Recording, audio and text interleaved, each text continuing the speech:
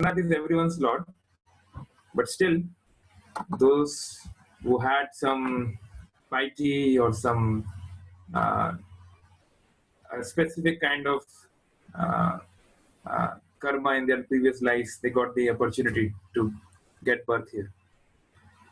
So ये जगन्नाथ रथ यात्रा हजारों सालों से बनाई जा रही है भारत में, और जगन्नाथपुरी के बाहर भी कई स्थानों पे बनाई जाती है। लेकिन ये रथ यात्रा वेस्ट में कैसे पहुंची, तो आपको जान के बहुत आश्चर्य होगा। जब इंडिया ब्रिटिश डोमिनेंस में था, जब ब्रिटिशर्स मैनेज करते थे, दे वर एडमिनिस्ट्रेटर्स, तो इनको बड़ी चिंता होती थी कि इतना बड़ा ये जो हिंदू फेस्टिवल हो रहा है, इसमें होता क्या है।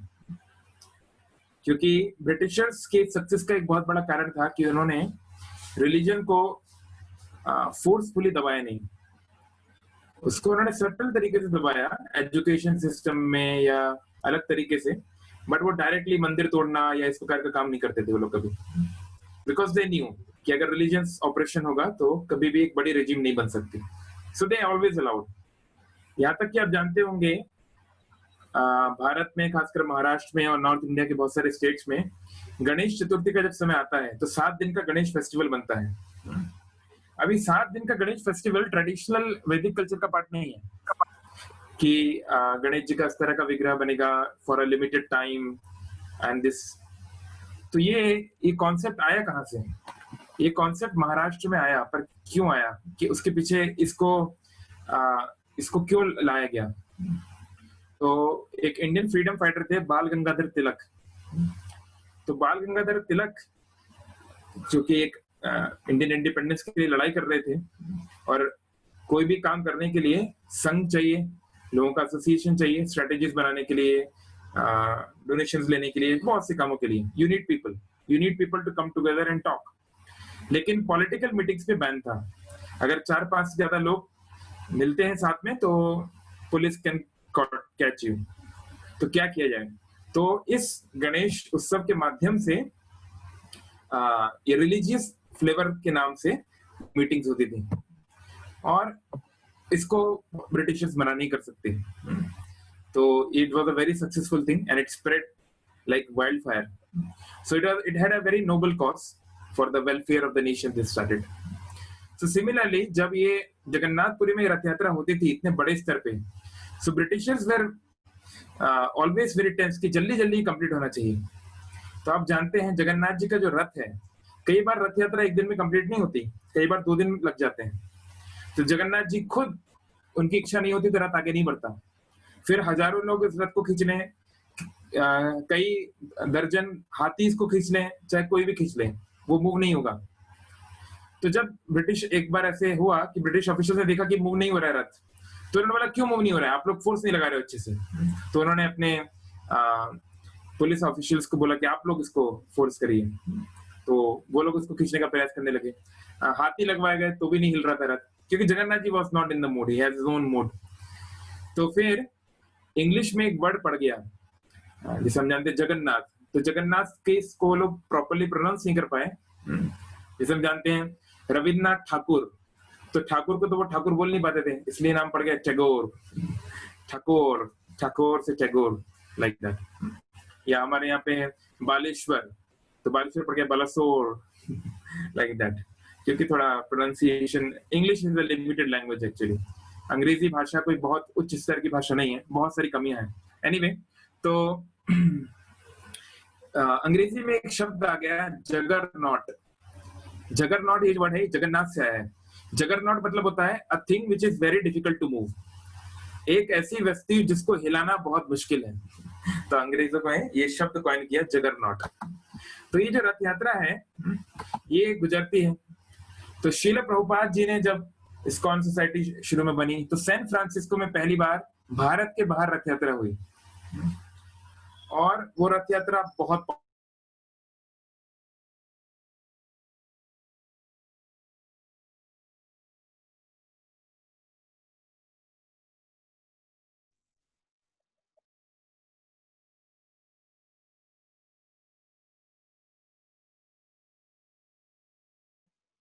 प्रभु जी, और वीडियो होती है। It's showing here. Yes, sir. Now it is audible. Anyway, so हाँ, so ये रथ यात्रा बड़े बड़े स्तर पे होती है। लाइक भुवनेश्वर में भी काफी बड़ी रथ यात्रा होती है, कोलकाता में होती है। इंडिया के बाहर लंदन की रथ यात्रा में करीब 1 लाख लोग आ जाते हैं ऑलमोस्ट। और can everyone please mute? Okay, या। और आपको जान के एक बहुत अच्छा मैं आपको फैक्ट बताऊंगा। भारत में अंग्रेज आए ईस्ट इंडिया कंपनी के नाम से, व्यापार करने आए। आप लोगों ने, हम सब ने हिस्ट्री में पढ़ा है कैसे वो बंगाल में आए, बंगाल में उद्दौला और बाकी जो शासक थे उनको भड़काया, उनको आपस में लड़वाया, बहुत कुछ। एनीवे, तो ईस्ट इंडिया कंपनी ने प्रैक्टिकली भारत में राज किया एक लंबे समय तक। बाद में फिर ब्रिटिश गवर्नमेंट ने इसको ले लिया, अंडरटेक कर लिया। तो आज जो रथ यात्रा होती है, लंदन की रथ यात्रा जो होती है, बहुत ही प्रोमिनेंट रथ यात्रा होती है।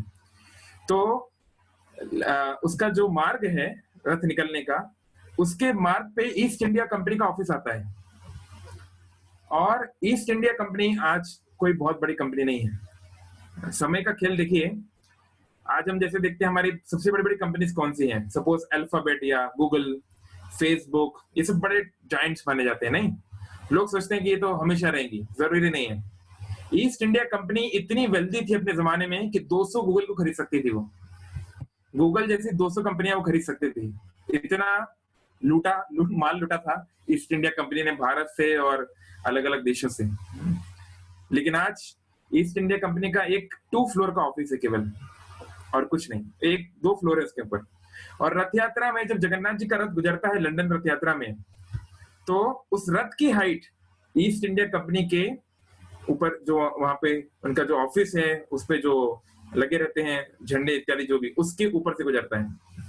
यानी वही जगन्नाथ जी का रथ जिसको ये लोग रोकना चाहते थे, या वही इंडियन कल्चर का प्रतीक जिसको इन्होंने ऑप्रेस किया बहुत सालों तक, तो आज एक सिग्निफिकेंस वो उसका बताता है कि वो रथ आज एक ऊंचाई से गुजरता है इनकी बिल्डिंग से भी ऊपर। सो आप लोगों ने कुछ वीडियोस देखे बर्लिन की रथ यात्रा और यूक्रेन।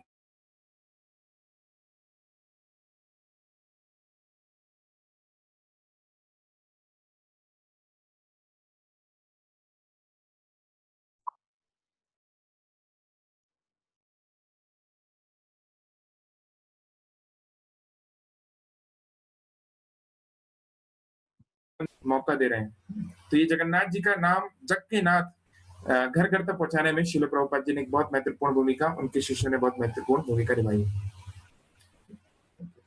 तो आज हम लोग हमारे टॉपिक पे आते हैं। आज के टॉपिक पे हम लोग पहले मंगलाचरण करेंगे, संस्कृत प्रेयर्स। ओम अज्ञानतिमिरान्धस्य ज्ञानाञ्जनशलाकया चक्षुरुन्मिलितं येन तस्मै श्री गुरवे नमः। हे कृष्ण करुणा सिंधु दीनबंधु जगतपते गोपेश गोपिका कांत राधा कांत नमस्तुते। तप्त कांचन गौरांगी राधे वृंदावनेश्वरी वृषभानुसुते देवी प्रणमामि हरिप्रिये। नमो महावदन्याय कृष्ण प्रेम प्रदायते कृष्णाय कृष्ण चैतन्य नामिने गौरतुषे नमः। नीलाचल निवासाय नित्याय परमात्मने बलभद्र सुभद्राभ्यां जगन्नाथाय ते नमः। वाञ्छाकल्पतरुभ्यश्च कृपा सिन्धुभैव च पतितानां पावनेभ्यो वैष्णवेभ्यो नमो नमः। श्री कृष्ण चैतन्य प्रभु नित्यानंद श्री अद्वैत गदाधर शिवासादि गौर भक्तवृंद। हरे कृष्ण कृष्ण कृष्ण हरे हरे, हरे राम राम राम हरे हरे। ओम विष्णुपदाय कृष्ण भूतलेश्वते भक्ति चरुषामिने त्यामिने संकुचितस्य प्रणेता वाग्विनं चरुषाप्लुतं प्रभुपाद प्राणनाम युक्तिचरुपदम्। नमः ओम विष्णुपादाय कृष्ण पृष्ठाय भूतले श्रीमते भक्तिवेदांत स्वामिनिति नामिने। नमस्ते सारस्वते देवे गौरवाणी प्रचारिणे निर्विशेष शून्यवादी पाश्चात्य देशतारिणे।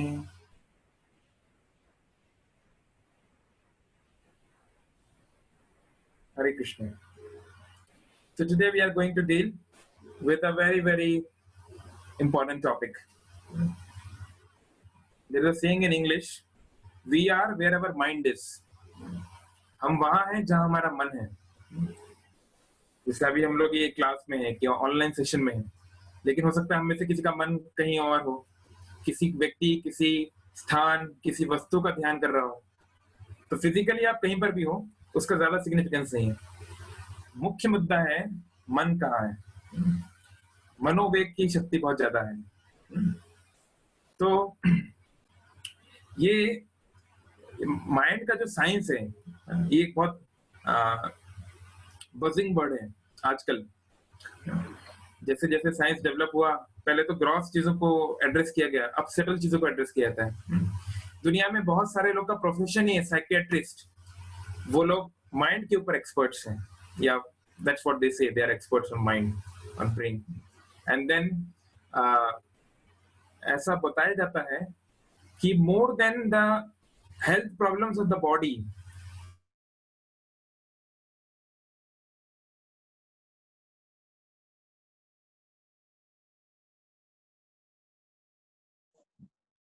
प्रभु जी, आपका बार बार वीडियो रुक जा रहा है।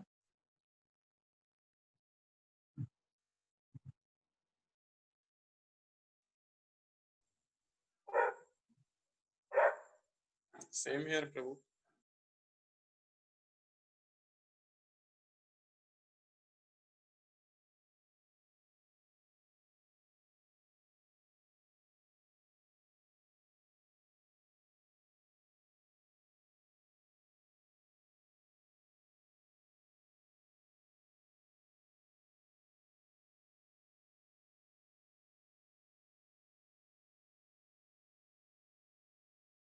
स्पेस हो रहा है, जितनी तेजी से हम आगे बढ़ रहे हैं उतनी तेजी से ही माइंड को पीसफुल रखना बहुत बड़ा चैलेंज होता जा रहा है ना।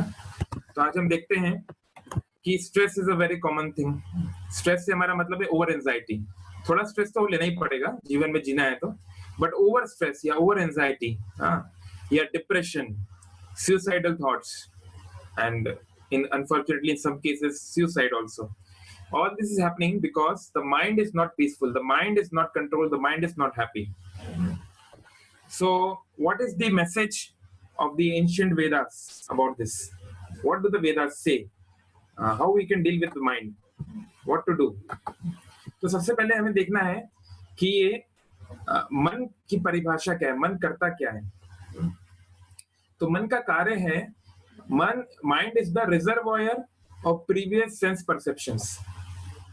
यानी हमारे साथ जो पहले इंद्रिय जो अनुभव है वो माइंड में स्टोर है। Brain is the seat of mind, so mind you can say subtler expect of brain. तो इसका क्या अर्थ हुआ?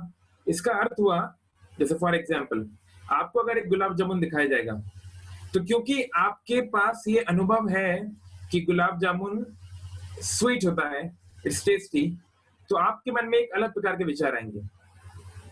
वहीं एक छोटा बच्चा है, 1 साल का बच्चा जिसको अनुभव नहीं है, तो वो उस गुलाब जामुन को देखे चाहे एक छोटी टेनिस बॉल को देखे, हो सकता है कि उसके मन में एक जैसा ख्याल आए, हो सकता है उसको लगे दोनों खाने की चीजें हैं, हो सकता है उसे लगे दोनों खाने की चीजें ही है ना? क्योंकि उसका परसेप्शन अलग रहा है। इसलिए हर एक व्यक्ति का मेंटल फ्रेमवर्क अलग है।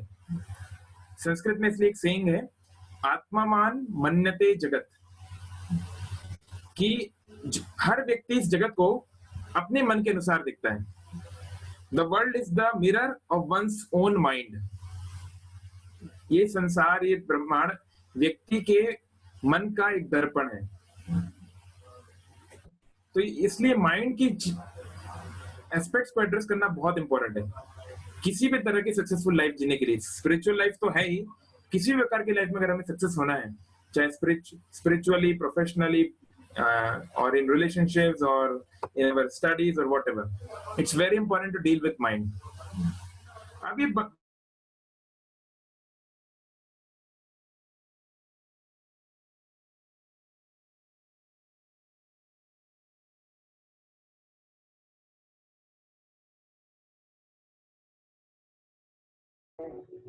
प्रॉपरली हरे कृष्ण प्रभु जी।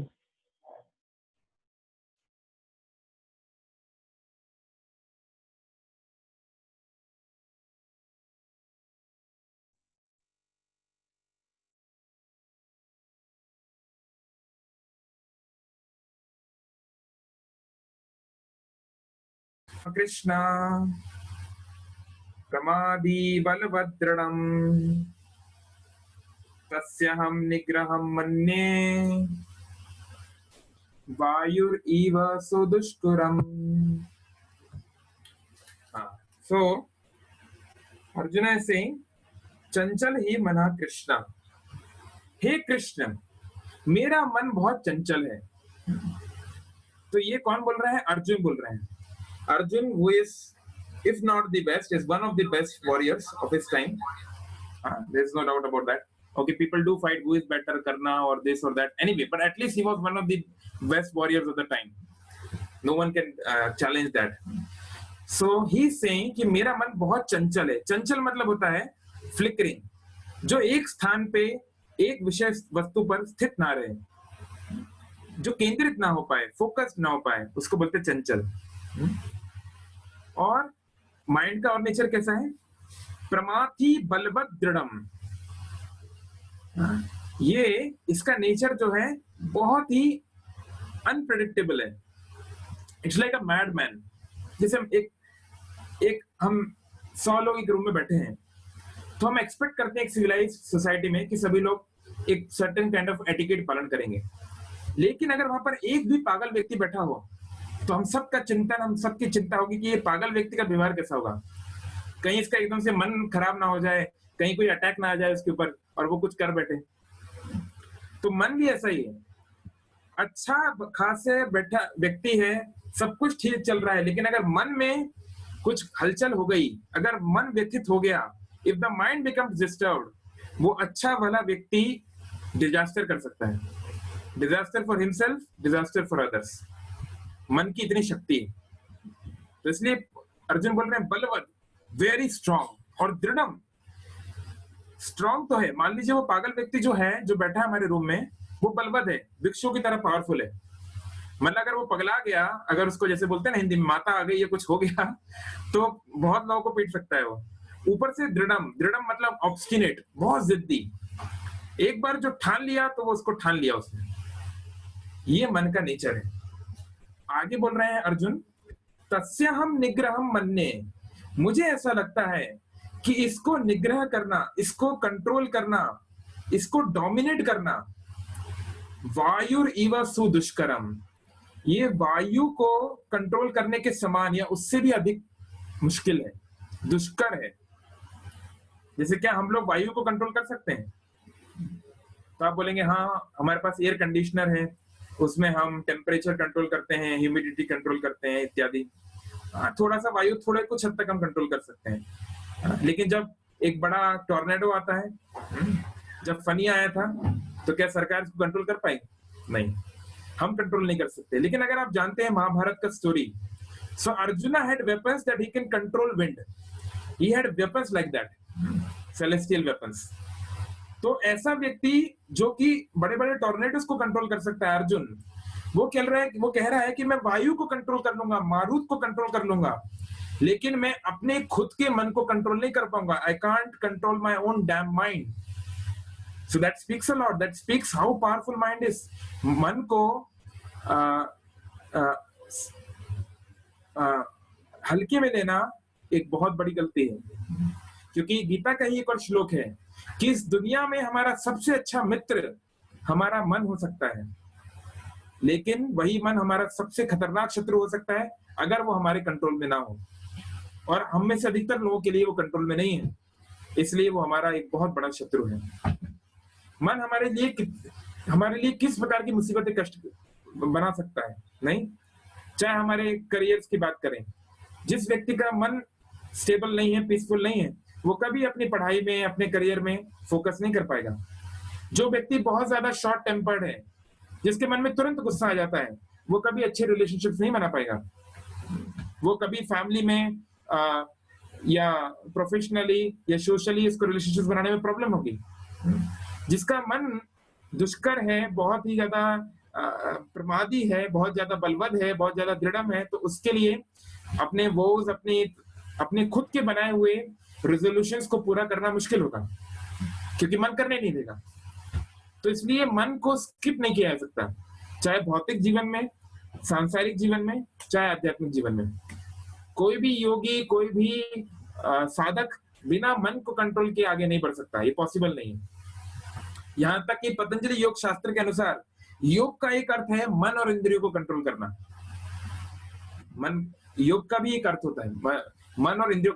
योग का केवल ये अर्थ नहीं है कि प्राणायाम कर लिया और अलग अलग एक्सरसाइजेस कर ली, वो सबसे ठीक है, शारीरिक आपको लाभ हो रहा है, लेकिन मन जब तक कंट्रोल नहीं हुआ तब तक बहुत बड़ी समस्या है।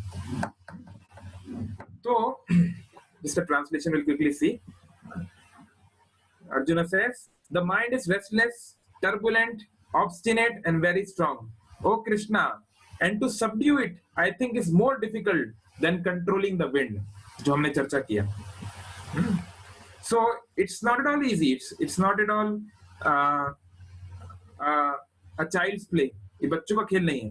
इसलिए हम देखते हैं इतने बड़े-बड़े व्यक्ति हैं, बड़े-बड़े पॉलिटिकल लीडर्स हैं, बड़े-बड़े सोशल लीडर्स हैं, बड़े-बड़े सेलिब्रिटी स्टार्स हैं, जब उनका मन उनका साथ नहीं देता तो वो कुछ ऐसा कर बैठते हैं जो खुद के लिए और दूसरों के लिए डिजास्टर होता है।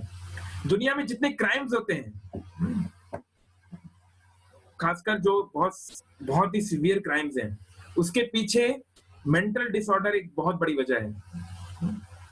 और साइंस, मॉडर्न साइंस भले इसको एक बीमारी के रूप में देखे या इसको एक अलग प्रकार से दिखना चाहे, लेकिन माइंड को कंट्रोल करना पॉसिबल है, इट इज पॉसिबल। और मैं खुद के निजी अनुभव से बता रहा हूं, मैं ये नहीं बोल रहा कि मेरा मन पूरी तरह कंट्रोल्ड है, लेकिन पिछले 9 साल 8.5 साल से जब हम ये स्पिरिचुअल प्रैक्टिसेस कर रहे हैं, तो हमारा मन पहले के मुकाबले एटलीस्ट कहीं ज्यादा कंट्रोल है, मन के विचार बहुत ज्यादा कंट्रोल्ड है। तो देखिए इस मन के फंक्शंस क्या है, इस मन के 4 प्रकार के फंक्शंस हैं, तो इसको समझना बहुत महत्वपूर्ण है। मन करता क्या है? मन 4 चीजें करता है। पहली है थिंकिंग। थिंकिंग मतलब विचार मन में आया, बहुत शुरुआती स्टेज, विचार आया। उसके बाद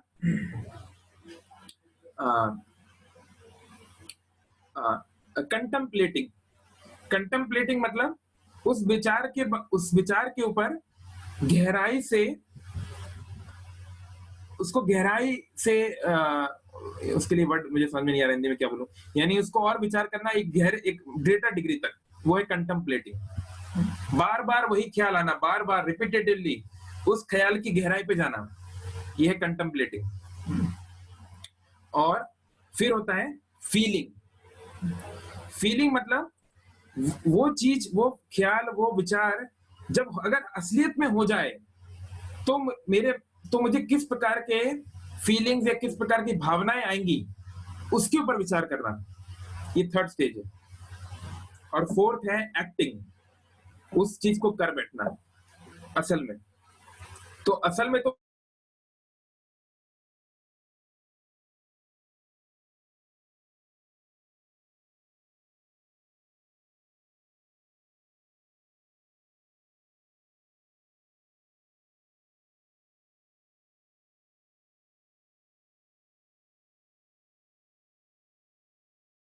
कैसे है, मन के आधार पे करता है, जिसको हम मॉडर्न साइंस में ब्रेन के आधार से पढ़ते हैं, लेकिन ब्रेन से सटलर एक्सपेक्ट मन। जैसे सपोज मेरे मन में खासकर अगर हम कोई गलत विचार की बात करें, सपोज आप रास्ते में जा रहे थे, रास्ते में आपने देखा कि एक दुकान पे रसगुल्ले रखे हुए हैं और वहां पे टैग लगा हुआ है, टैग लगा है 20 रुपए, यानी एक रसगुल्ला 20 रुपए का आएगा। आपके मन में आपने थिंकिंग, पहली स्टेज हुई थिंकिंग, यानी कि क्या मैं रसगुल्ले को ले लूं। आपने अपना जेब देखा तो जेब में तो केवल 5 ही रुपए हैं, यानी आपके पास सफिशिएंट मनी नहीं है, यानी आप लीगली आप वो रसगुल्ला नहीं खा सकते। तो मन में आया क्या मैं इसको चोरी कर लूं, कोई तो देख नहीं रहा है, कोई तो नहीं देख रहा है, किसको पता चलेगा। तो ये मन में विचार आया, थिंकिंग। फिर फीलिंग, कंटेम्पलेटिंग या मेडिटेटिंग, कि अगर मैं ये कर बैठूं, अगर मैं ऐसा करता हूं तो क्या क्या बातें होंगी। अगर मैं ये गुलाब जामुन लूंगा तो लोग के मुझे कहाँ भागना पड़ेगा, आसपास कहीं कैमरा तो नहीं लगा है, हाँ, अगर मैं पकड़ा गया तो क्या होगा, यानी इसके बारे में और गहराई से सोचना।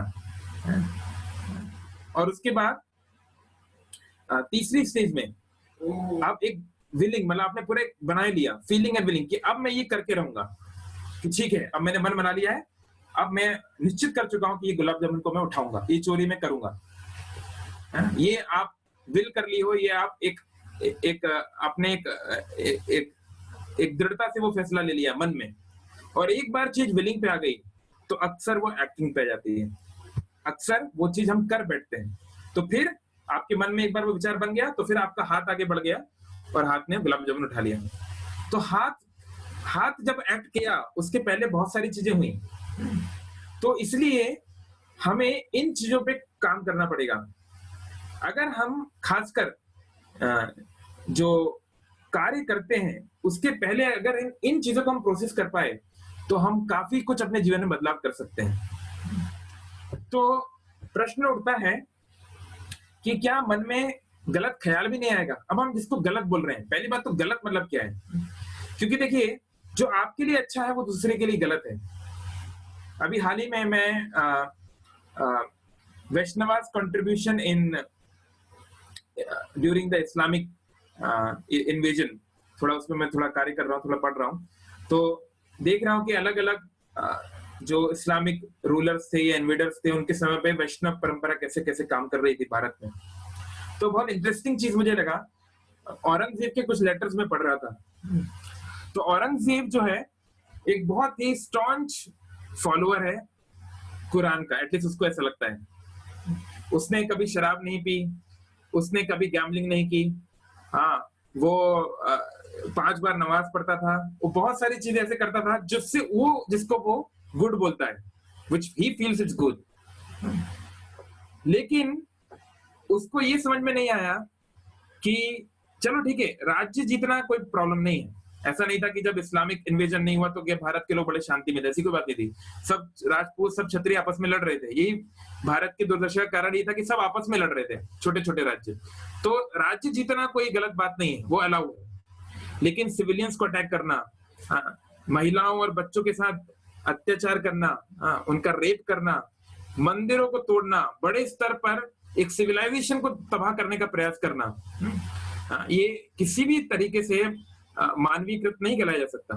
लेकिन औरंगजेब की जो मन की स्थिति बन गई थी, जैसा पैटर्न बन गया था, जैसा उसकी अपब्रिंगिंग थी, या जैसे उसका जिस प्रकार की उसने एजुकेशन लिया जो भी है, तो उसको वो चीज ठीक लग रही थी। और बल्कि उसका एक भाई था दारा शिकोह, वो थोड़ा लिबरल था अबाउट हिंदूज, तो वो उसको काफी समझ रहा था, उसको वो एक एथियस्ट समझ रहा था, इनफिडल बोलते हैं वो, इनफिडल।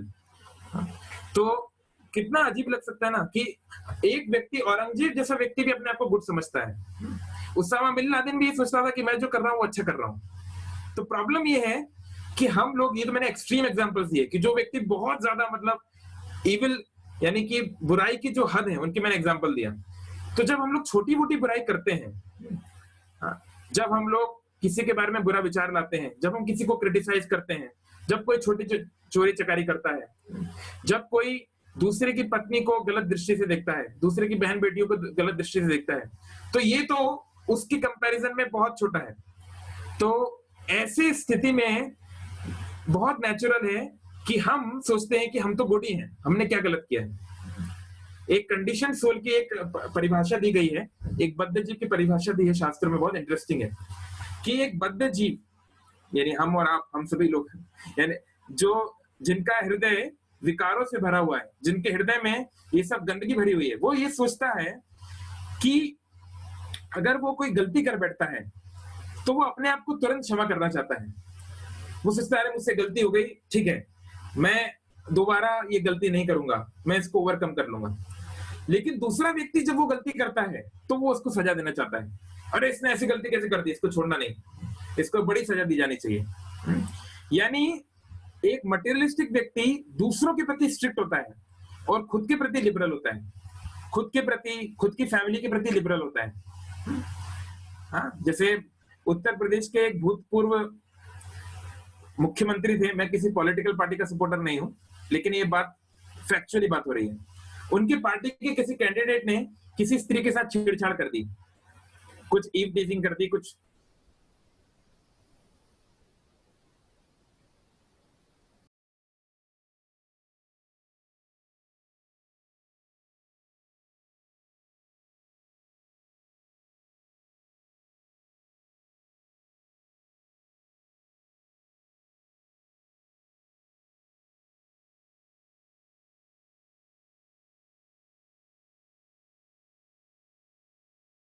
से तो हम माफ नहीं करना चाहते।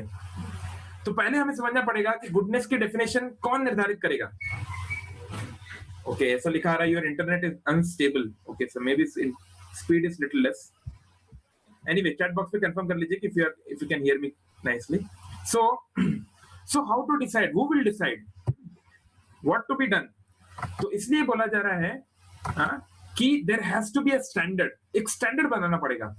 तो Vedic scripture serve as that standard. Vedic scripture बताते हैं कि स्टैंडर्ड क्या होना चाहिए, किस चीज को गुड बोलना चाहिए। तो भगवान जिस चीज को गुड बोल के गए हैं और जिस चीज को नॉट सो गुड बोल के गए हैं और जिस चीज को एक्सट्रीमली बैड बोल के गए हैं, वो स्टैंडर्ड लेना पड़ेगा, वो एक कॉमन पे आना पड़ेगा, है ना। जैसे हम लोग भारतीय निवासी हैं, तो भारत के सभी निवासियों को भारत का संविधान मानना पड़ेगा। भारत के संविधान में बताया गया कि ये चीज गुड है तो एक्सेप्ट करना पड़ेगा, और ये चीज बैड है तो आपको उसे एक्सेप्ट करना पड़ेगा। ऐसे ही आध्यात्मिक रूप से ये भी हमारा संविधान है, ये भी हमारे मैनुअल है as far as spirituality is concern. तो ये हमें बताती है कि किस व्यक्ति को हम गुड बोल सकते हैं। महात्मा हमें किसे बोलना चाहिए। महात्मनस्तु माम पार्था देवीम प्रकृति आश्रिता।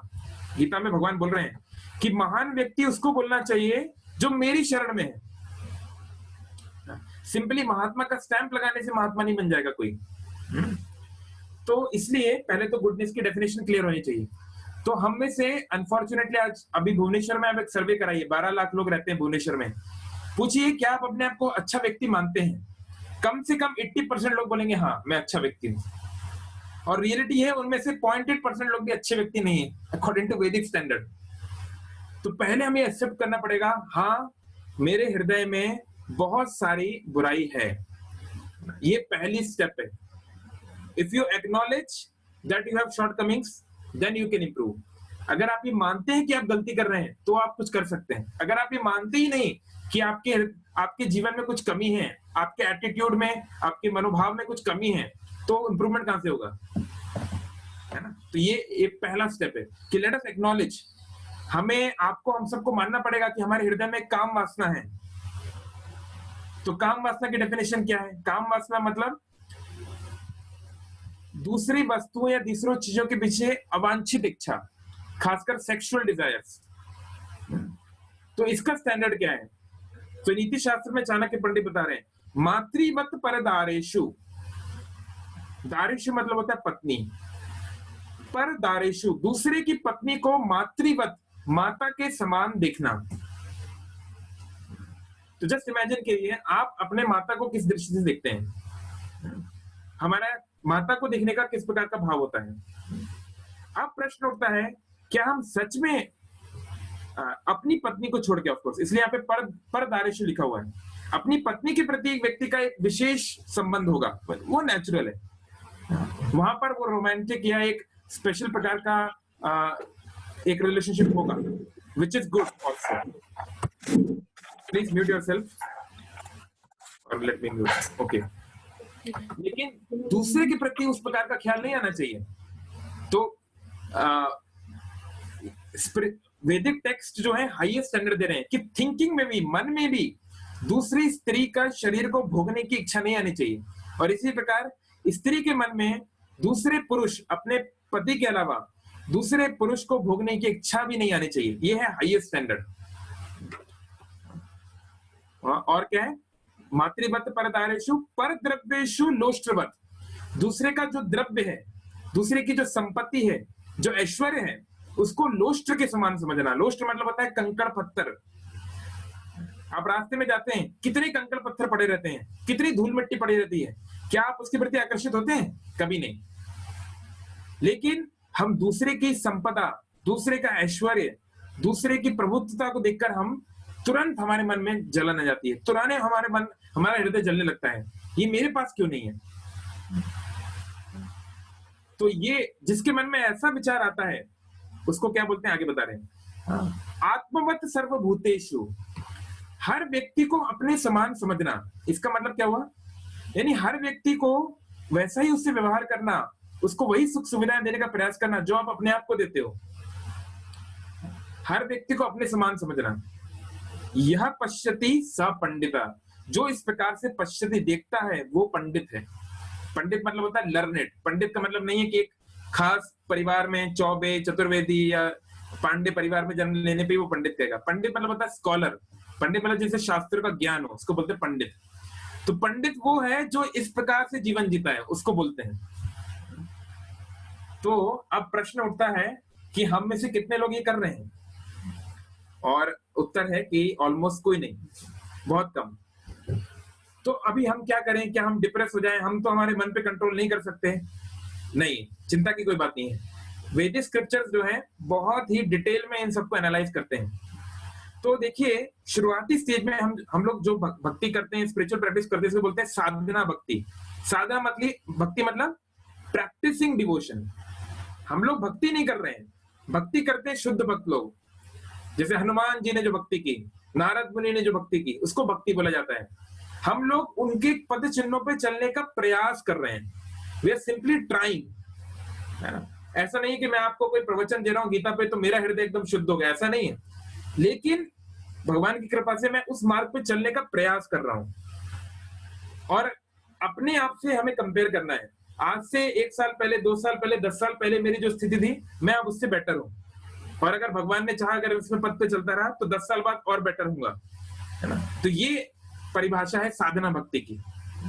तो हम लोग प्रैक्टिस एंड डिवोशन स्टेज में है, तो नेचुरली हमारा जो मन है वो उसकी तरंगे ऊपर नीचे होंगी, उसमें क्रेस्ट होंगे, उसमें वैलीज होंगी और उसमें पीक्स होंगी, है ना? साइन वेव की तरह ऊपर नीचे होगा। तो इसलिए अगर मन में कोई गलत विचार आ जाए तो कभी भी निराश होने की बात नहीं है, कभी भी दुखी होने की बात नहीं है। कई बार लोग इस प्रकार से पूछते हैं कि प्रभु जी, हमारे मन में तो बहुत सारे गलत विचार आते हैं। गलत विचार यानी कि वही जैसे बता रहा हूं कि दूसरे को देखकर ईर्ष्या हो रही है, हाँ, दूसरी स्त्री या दूसरे पुरुष को देखकर शारीरिक आकर्षण हो रहा है, जो कि नहीं होना चाहिए। आपका उसके प्रकार का संबंध नहीं है। या फिर दूसरे के प्रति क्रोध भावना आ रही है। इस प्रकार से कई चीजें हो सकती हैं। तो ये जो भावना है, ये जो थिंकिंग है, इसका कर्म फल नहीं लगता। ये एक अच्छी बात है। यानी मन में कोई कितना भी बुरा विचार कर ले, उसके लिए वो लॉ ऑफ कर्मा के अंडर नहीं माना जाता। यानी अगर आपके मन में बुरे विचार आ गए, उसकी सजा आपको नहीं भुगतनी पड़ेगी, क्योंकि मन आत्मा से अलग है। मन एक वाया मीडियम है जिसके माध्यम से ये कॉन्शियसनेस बह रही है।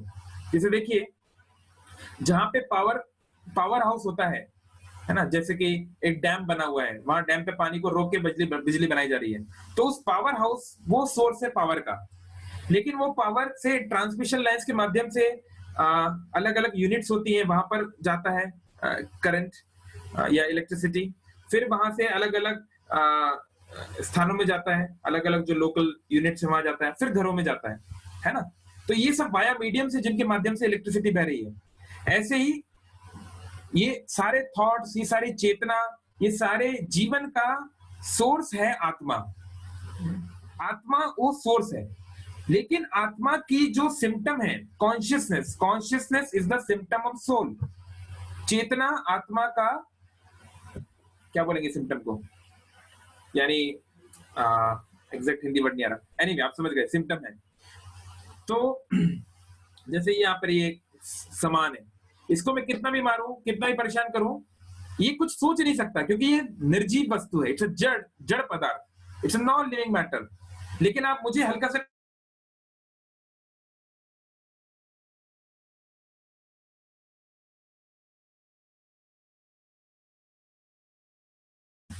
तो वाया मीडियम में अगर कोई दोष है, जैसे सपोज समझिए आपके घर में, हमारे घरों में होता है ना कि कई बार कॉलोनी में जो क्या बोलते हैं, जहाँ पे वो सब लाइंस लगी रहती हैं, व्हाट इट्स कॉल्ड, जो डीपीज वगैरह होती हैं, वो कई बार जल जाती हैं। ऐसा होता है ना? कई बार जो लोकल इलेक्ट्रिसिटी फैसिलिटीज होती हैं वो जल जाती हैं, कुछ प्रॉब्लम्स हो जाती हैं। तो जो इलेक्ट्रिसिटी डिपार्टमेंट वाले लोग आते हैं, वो कहाँ आते हैं? वो वहां पे आते हैं ना, उस डीपी को ठीक करते हैं, उस पर्टिकुलर यूनिट को ठीक करते हैं। ऐसा थोड़ी ना होता है कि वो जाके पावर हाउस चले जाते हैं और पावर हाउस में हंगामा करने लगते हैं, अरे पावर हाउस में ऐसा कैसे हो गया। वो जानते हैं गलती कहां पर है। तो ऐसे ही मैं, आप, हम सब, उसामा बिन लादेन, औरंगजेब जो कोई भी जीव है, चाहे वो कितना भी बुरा क्यों ना लग रहा हो आज के जमाने में, आज ये कितना भी अच्छा क्यों ना लग रहा हो, अल्टीमेटली वो एक प्योर सोल है, वो एक शुद्ध आत्मा है। आत्मा के स्तर पे हर व्यक्ति शुद्ध है, चाहे वो कितना भी बड़ा रावण, कंस या औरंगजेब क्यों ना हो। हाँ, लेकिन उसकी बुद्धि, उसका मन और उसकी इंद्रियां आसुरिक हो सकती हैं या देवी हो सकती हैं। उसका वाया मीडियम में गड़बड़ हो सकती है, पावर हाउस में गड़बड़ नहीं है। तो इसलिए अगर हमारे अंदर कोई, पहली बात तो गलत विचार आ जाए तो हमें डिप्रेस होने की आवश्यकता नहीं है, क्योंकि ये हमारा विचार नहीं है, ये हमारा जो वाया मीडियम है। हमारी स्थिति ऐसी हो गई, अनफॉर्चुनेट हम सिचुएशन में पड़ गए कि हम अपने आप को ये शरीर मानने लगे, अपने आप को ये मैटर मानने लगे, अपने आप को बॉडी मानने लगे। इस कारण से ये प्रॉब्लम आ रही है। यानी हम अगर अपने आप पे वर्कआउट करें तो हम दोबारा अपनी ओरिजिनल पोजीशन पे पहुंच सकते हैं, हम दोबारा पूरी तरह शुद्ध बन सकते हैं। Simply we have to put the effort. हमको उसमें वो ये श्लोक जो है 35 श्लोक में आएगा, वो कैसे वो करना है।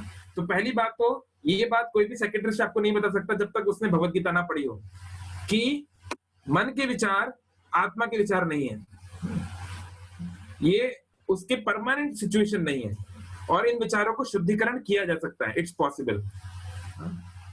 जैसे हमारे मैं एक्सॉन मोबिल में काम करता था, उसके पहले म्यूजिक में भी बहुत जगह बहुत सारे सेशन होते हैं। तो एक बहुत इंपॉर्टेंट स्पीकर आया, उन्होंने बोला कि we can not control our thoughts, so that is not a issue.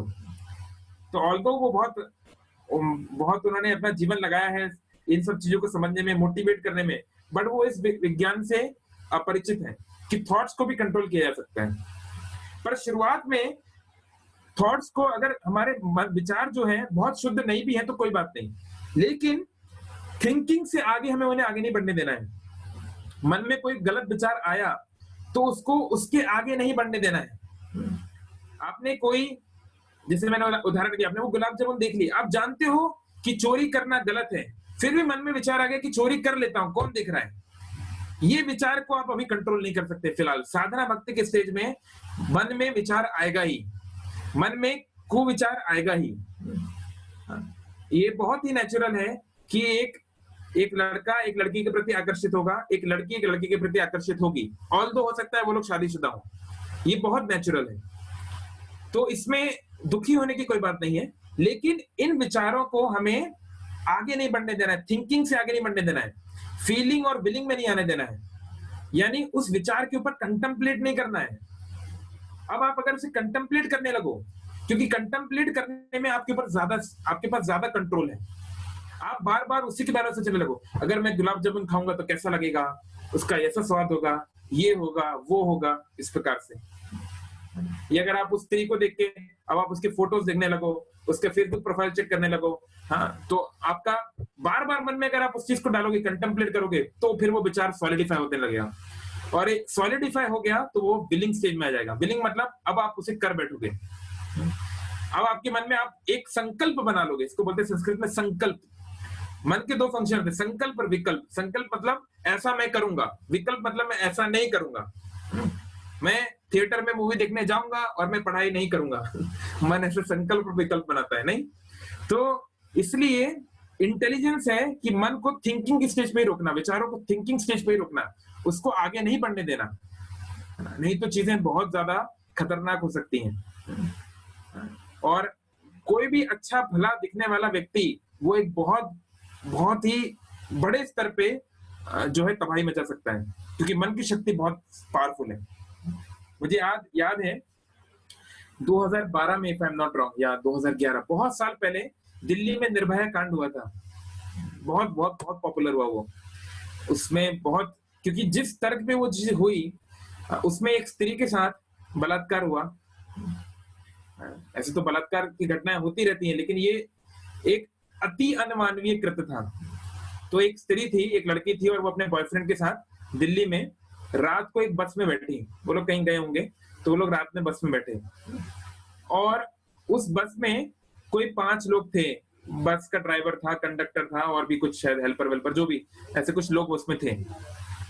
तो उन लोगों ने उसके बॉयफ्रेंड को पीटा पाटा, स्त्री के साथ रेप किया, बलात्कार किया, बहुत कुछ किया।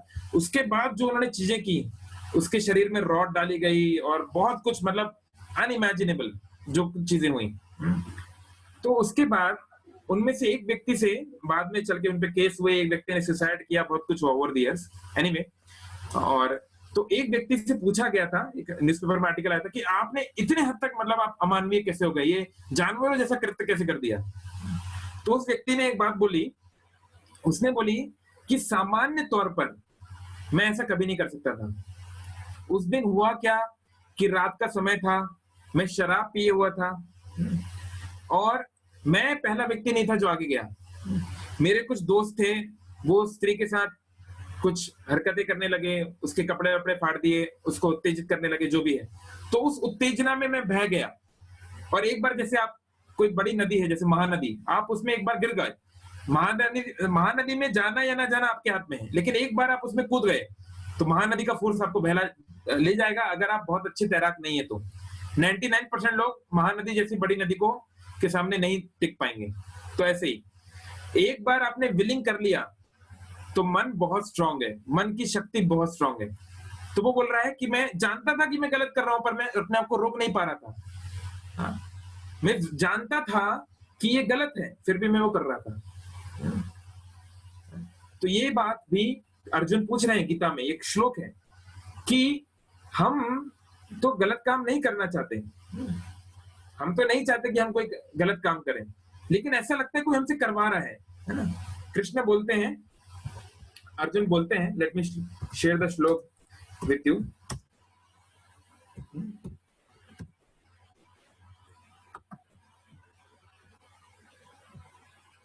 ओके, मैं श्लोक नंबर याद नहीं आ रहा है मुझे एकदम से, पर वो श्लोक इस प्रकार से है कि अनिच्छम अपि वार्ष्णेय बलादीव नियोजिता।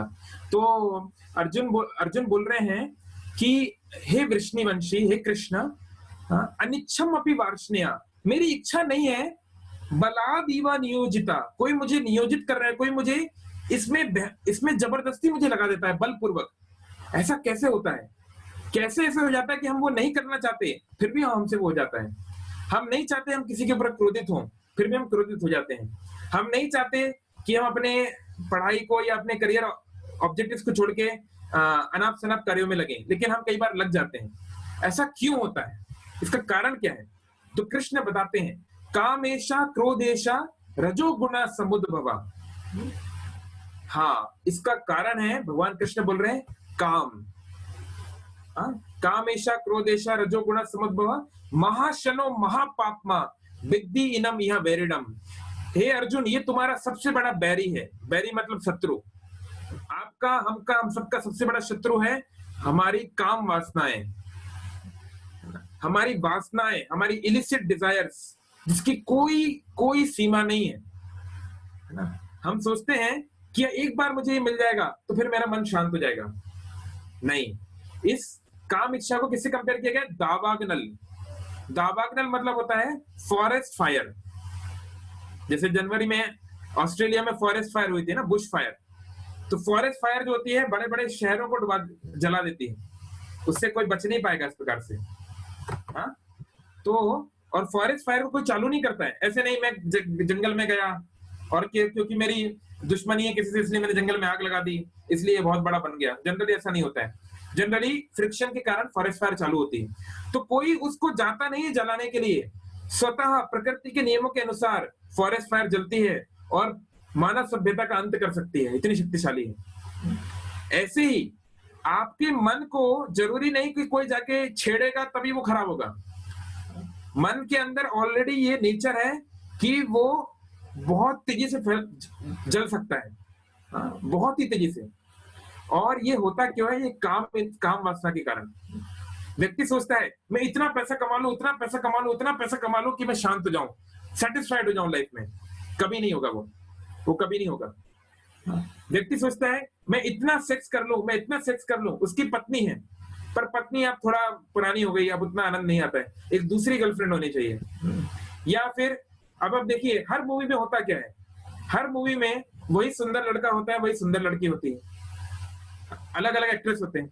तो हर बार उसी चीज को अलग अलग तरीके से पेश किया जाता है। पुनश्चर्विता चर्वना नाम, वही स्त्री का शरीर वो व्यक्ति अपने पत्नी का शरीर भोगने का प्रयास कर रहा है, अब वो उससे बोर हो गया है, तो उसको लग रहा है कि मैं थिएटर पे जाके ऐश्वर्या राय को आधे कपड़े में देखूंगा तो उससे मुझे बहुत आनंद आएगा। तो इस प्रकार से ये नेचर इस प्रकार से काम करता है, इस प्रकार से हमको फूल किया जाता है ना। तो वही चीज है, पर वो अलग अलग प्रकार से पैक होती है, उसको अलग अलग प्रकार से पैकिंग की जाता है, और हमें लगता है कि वो पाने से हम आनंदित हो जाएंगे, हमारा जो जीवन है वो खुशियों से भर जाएगा। तो ये गलत है, ये कभी नहीं होने वाला। आप कितना भी करते रहो, आप कितनी भी, जैसे पॉर्न मूवीज होती हैं, पॉर्न मूवीज की आदत क्यों लगती है? अगर केवल अगर ये डिजायर्स करने से अगर सेटिस्फाई हो जाती तो व्यक्ति पॉर्न एडिक्ट बनते ही क्यों है? पॉर्न एडिक्ट व्यक्ति क्यों बनता है? अब वो देख रहा है, वो बार बार देख रहा है, नंगे स्त्री और पुरुषों को देख रहा है, पर उसकी इच्छा खत्म नहीं हो रही है, फिर देख रहा है, पर वो दूसरी तरीके से देख रहा है, तीसरी तरीके से देख रहा है। एडिक्शन क्यों होता है? वही तो सिगरेट है। ऐसा थोड़ी ना है कि इस कंपनी की सिगरेट बहुत अलग है, उस कंपनी की सिगरेट बहुत अलग है, वही सिगरेट है, रोज वही सिगरेट पी रहा है, पर वो इच्छा तो खत्म हो नहीं रही, वो तो बढ़ती जा रही है, चेन स्मोकिंग बढ़ती जा रही है। तो ये एडिक्शंस को, ये इलिसिट डिजायर्स को संभोग करना, उनको करके उनको खत्म करने का प्रयास बेवकूफी है। भारत में एक बहुत तथाकथित एक धर्मगुरु आए कुछ समय पहले, धर्मगुरु क्या बोले उनको, एक पॉपुलर लीडर आए, तो उन्होंने बोला संभोग से समाधि, समाधि बाय सेक्स।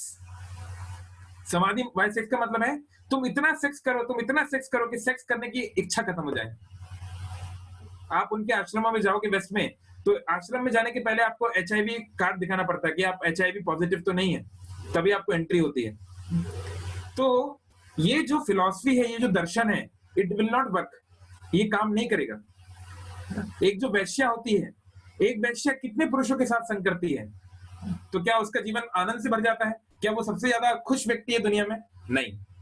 तो हमें समझना पड़ेगा कि ऑल्दो इंद्रिय तृप्ति में कुछ सुख है, ये बात सच है। जब आप गुलाब जामुन टेस्ट करते हैं कुछ सुख मिलता है, जब एक पुरुष एक स्त्री को या स्त्री एक पुरुष को टच करती है तो कुछ सुख मिलता है, ये बात सत्य है। लेकिन ये जो सुख है, ये सुख टेम्पररी है, ये एक स्टिमुलस है, ये एक परमानेंट इटर्नल हैप्पीनेस नहीं है।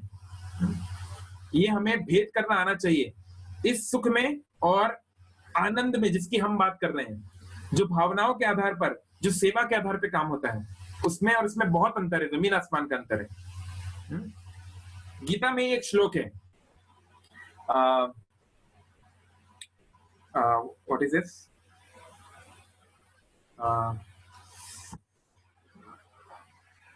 मुझे वो क्लिक नहीं हो रहा है। आदि अंतवंत तु कौन्तेय नातेषु रमते बुधम्। एनीवे, वो श्लोक मुझे एकदम से भी हिट नहीं हो रहा है। तो उसमें भगवान बोलते हैं कि जो भी सुख इंद्रियों के माध्यम से हमें मिलता है, खाने पीने सेक्स करने, ये इंद्रियों के माध्यम से जो मिलता है, ये जो सुख है, आदि अंतवंत तु कौन्तेय, हे कौन्तेय, हे कुंती पुत्र, इसका एक आदि है, इस सुख की एक शुरुआत है, लेकिन इसका अंत भी है। भाई कितनी गुलाब जामुन खाओगे आप? 1, 2, 10, 20? आप उसका सुख एक लिमिट तक ही कर पाओगे। कितना सेक्स करोगे आप? शरीर जवाब दे देगा, वीर्य खत्म हो जाएगा, सीमेन खत्म हो जाएगा, बॉडी इमेंसिएट हो जाएगी। तो कोई भी जो है खाने पीने या सेक्स लाइफ का जो सुख है वो लिमिटेड है। ना तेषु रमते बुधा, भगवान बोल रहे हैं जो बुधा है, जो इंटेलिजेंट लोग हैं, वो इसमें रमण नहीं करते, वो इसमें आनंद लेने का प्रयास नहीं करते, वो इसे ऐसा मैटर ऑफ ड्यूटी करते हैं। जैसे देखिए, इसका एक उदाहरण है कि आपको हम में से कोई भी जो है वॉशरूम जाना, टॉयलेट जाना पसंद नहीं करता, किसी को भी अच्छा नहीं लगता टॉयलेट में बैठना, लेकिन जाना पड़ेगा, ये ड्यूटी है। आपका शरीर की स्थिति ऐसी है कि वो कॉल ऑफ नेचर, अगर आप उसे नहीं करोगे तो आप कुछ और नहीं कर सकते। तो ऐसे ही बहुत सी चीजें जो हमें करनी पड़ती हैं, लेकिन उसमें रमण नहीं करना चाहिए, उसी को सब कुछ नहीं मान लेना चाहिए। टॉयलेट में दिन भर नहीं बैठना चाहिए, नहीं तो जो सुख, जो आनंद आप प्राप्त कर सकते थे, उससे आप वंचित हो जाएंगे। तो इसको हमें एक्टिंग में आने से रोना है। और कैसे रोकेंगे? तो इस श्लोक में भगवान बोल रहे हैं, 35 श्लोक, आप मेरे पीछे दोहराइए। श्री भगवान उवाच असंशया महाबाहो मनो दुर्निग्रहं चलम् अभ्यासेन तु कौन्तेय वैराग्येन च गृह्यते। तो भगवान बोल रहे हैं असंशय महाबाहो। देखिए भगवान के मन में तो कोई गलत विचार नहीं आता है, भगवान तो शुद्ध है, लेकिन भगवान सिंपैथी दिखा रहे हैं अर्जुन के साथ। कि अर्जुन तुम जो बोल रहे हो उसमें कोई संशय नहीं है, उसमें कोई डाउट नहीं है, तुम जो बोल रहे हो बात वो सही है। क्या सही है? मनो दुर्निग्रहम चलम। मन जो है चंचल है और हमेशा गलत दिशा में ले जाता है, दुर्निग्रह, इसको रोकना बहुत कठिन है। अर्जुन की बात से भगवान सहानुभूति दिखा रहे हैं। भगवान ये नहीं बोल रहे अरे अर्जुन तुम जानते नहीं मैं भगवान हूँ, छोटी मोटी चीजों के लिए मुझे परेशान मत किया करो, ऐसा नहीं बोल रहे भगवान। भगवान सिंपैथी दिखा रहे हैं और बोल रहे हैं लेकिन रास्ता है, भगवान रास्ता भी दिखा रहे हैं। तो हमारा उद्देश्य आपको आईना दिखाने का ही केवल नहीं है, हमें भी अपने आप को भी आईना हम दिखा रहे हैं, लेकिन उस आईने को साफ कैसे करना है वो भी हम दिखाएंगे, कैसे इसको ओवरकम किया जाए। तो उसको ओवरकम कैसे करना है? अभ्यासेन तु कौन्तेय, हे कुंती पुत्र अभ्यास करो, प्रैक्टिस करो। कैसा अभ्यास? वैराग्येन च गृह्यते, वैराग्येन च गृह्यते, वैराग्य के साथ। राग मतलब होता है अटैचमेंट, जुड़ाव, और वैराग्य मतलब रिनंसिएशन, जुड़ा होना नहीं, ना जुड़ा होना। तो सामान्य तौर पे व्यक्ति सोचता है, ऐसा लोग सोचते हैं वैराग्य मतलब छोड़ो घर बार चलो हरिद्वार, ये वैराग्य है। बहुत लोग ऐसा सोचते हैं, पर ये नहीं है ना। ट्रांसलेशन में बोल रहे हैं भगवान, ओ mighty armed son of Kunti, it is undoubtedly very difficult to curb the restless mind, but it is possible by suitable practice and by detachment. तो यानी आपको प्रैक्टिस करनी पड़ेगी, और प्रैक्टिस मतलब एफर्ट करना पड़ेगा। कोई भी प्रैक्टिस जो है वो बिना एफर्ट्स के नहीं होती, थोड़ा एंडेवर तो लगाना पड़ता है ना। और वैराग्य के साथ करना पड़ेगा, डिटैचमेंट, यानी कि जैसे उदाहरण दिया जाता है कि कोई व्यक्ति है जिसने वैराग्य ले लिया, कोई त्यागी बन गया, सन्यासी बन गया, तो उसके बाद कुछ दिन के बाद उसके घर वाले उसके पास आए, अरे बेटा थोड़ा चल दो, हमारे अपने घर में वो उसकी शादी है, थोड़ा चल दो। अरे बेटा वो अपने घर के कागजात पे थोड़ा साइन करना है, चल दो। तो क्या वो जाएगा? नहीं। तो ऐसे ही मन हमें बहुत कुछ बोलेगा, मन हमारे से बहुत सारी डिमांड करेगा, लेकिन हमें अपने संकल्प पे दृढ़ रहना है। We need to differentiate between our loudest desires and our deepest desires. इसमें गीता में ही एक उदाहरण है समुद्र का, ओशन का। समुद्र विशाल होता है, जहां तक देखो समुद्र दिखाई देता है। तो समुद्र में बाहरी तौर पे अगर आप ऊपर से देखो तो बहुत हलचल होती रहती है, तरंगे आ रही हैं, टाइड्स आ रही हैं, हाई टाइड्स हो रही हैं, लो टाइड्स हो रही हैं, टाइडल मोशन हो रहा है, खूब सारे कोई डॉल्फिन जा रही है, बहुत कुछ आवाज है। आजकल तो शिप्स चल रहे हैं बड़े बड़े, और बहुत सारा प्लास्टिक डाल दिया है मानव सभ्यता ने समुद्र में, तो बहुत सारी चीजें हलचल होती है। नहीं तो समुद्र को ऊपर से देखने पे ऐसा लगेगा कि समुद्र तो बहुत डिस्टर्ब्ड है, उसमें कुछ भी शांति नहीं है, गंभीरता नहीं है। लेकिन जो व्यक्ति पेशेंटली समुद्र के अंदर जाएगा, दूर गहराइयों में अंदर जाएगा, तो समुद्र के नीचे जाने पे उसे क्या मिलेगा? अनमोल मोती मिलेंगे, है ना। मोती मिलते हैं ना समुद्र में, वो कहाँ मिलते हैं? नीचे मिलते हैं, ओशन की बेड पे। तो ऐसे ही हमारे दोनों प्रकार के डिजायर्स हमारे हृदय में है। एक है लाउडेस्ट डिजायर, लाउडेस्ट मतलब बहुत तेजी से वो हमारे पास आती है, बहुत चिल्लाती है, मन बहुत चिल्लाता है, अरे ये खाना है, ये देखना है, ये करना है, ये करना है, ये करना है, बहुत चिल्लाएगा, आपको परेशान कर देगा बच्चे की तरह। और एक होती है डीपेस्ट डिजायर। डीपेस्ट डिजायर मतलब जो आपके हृदय में सबसे नीचे जो छुपी हुई है, लेकिन जिनके जो आपके लाइफ की वेरी फाउंडेशन है। वो डिजायर क्या है? वो डिजायर है कि मैं आनंद में रहना चाहता हूं, मैं खुश रहना चाहता हूं, मैं सभी जीवों का सम्मान करना चाहता हूं, सभी जीवों के साथ प्रेम का आदान प्रदान करना चाहता हूं। कोई भी with in its deep heart कोई भी बुरा नहीं बनना चाहता। हर व्यक्ति के अंदरूनी डिजायर्स, उसकी सोल की डिजायर्स प्योर हैं हर व्यक्ति की। पर अनफॉर्चुनेटली क्या होता है, हम में से अधिकतर लोग अपनी लाउडेस्ट डिजायर्स को प्रेफर करते हैं। हमारे अंदर हम इतना कैलिबर नहीं या इतना एफर्ट हम नहीं लगाते कि हम जमीन समुद्र के अंदर जाएं, हमारी चेतना में हम अंदर जाएं, हमारे एग्जिस्टेंस में हम अंदर जाएं और हमारी डीपर डिजायर्स को कल्टीवेट कर पाए। वो एफर्ट हम लोग नहीं लगाते। और हम जहां एफर्ट लगाएंगे, जैसा हम बीज बोएंगे वैसा तो पौधा उगेगा ही। तो हम लोग खाओ पियो और ऐश करो, इसमें ही हम लोग अपनी सारा एफर्ट लगा देते हैं, और इस कारण से क्या होता है कि हम खाते पीते तो हैं, थोड़ा बहुत ऐश में शायद करते हैं, लेकिन कभी आनंदित जो होना था वो कभी नहीं हो पाते। जो डीप डीप जो चीजें थी, जो हम कंपैशनेट बनना चाहते हैं, जो हम मर्सीफुल बनना चाहते हैं, जो हम लविंग एक्सचेंजेस चाहते हैं, हाँ, वो कभी नहीं हो पाएगा, क्योंकि हमने अपना फोकस गलत जगह किया हुआ है। तो इसलिए मैं कंक्लूड कर रहा हूँ टॉप को। अगर आपको कुछ क्वेश्चन हो तो आप कमेंट बॉक्स में डाल सकते हैं। ये गीता का एक श्लोक बहुत ही महत्वपूर्ण है कि इस दिशा में कैसे कदम उठाया जाए। तो प्रभु जी क्या किया जाए? जैसे मान लीजिए मैं आप सबसे बोलता हूँ, सब लोग ध्यान पूर्वक सुनिए 10 सेकंड के लिए। आप लोग बहुत ध्यान से, बहुत ही ध्यान से एक पेड़ को इमेजिन करिए। एक बहुत ही सुंदर पेड़ है, उस पेड़ की डाल पे एक बहुत सुंदर सा बंदर बैठा हुआ है, और वो बंदर जो है वो केला खा रहा है। तो अब मैं आपसे बोल रहा हूं कि आप किसी भी कीमत पे उस बंदर के बारे में मत सोचना। तो क्या आप ये कर पाओगे? नहीं, क्योंकि पतंजलि योग सूत्र के अनुसार महर्षि पतंजलि ने लिखा है कि मन नेगेटिव इंस्ट्रक्शंस फॉलो नहीं कर सकता। मन के लिए ये पॉसिबल नहीं है। मन को आप ये बोलोगे कि मैं ये नहीं करूं, तो वो कभी नहीं करेगा। आपको उसको ये बताना पड़ेगा कि क्या करूं। जैसे एक बहुत अच्छी पेरेंट्स वर्कशॉप हुई, अमोघ लीला प्रभु ले रहे थे, बहुत अच्छे लेक्चर देते हैं वो, आप चाहो तो सुन सकते हैं यूट्यूब पे।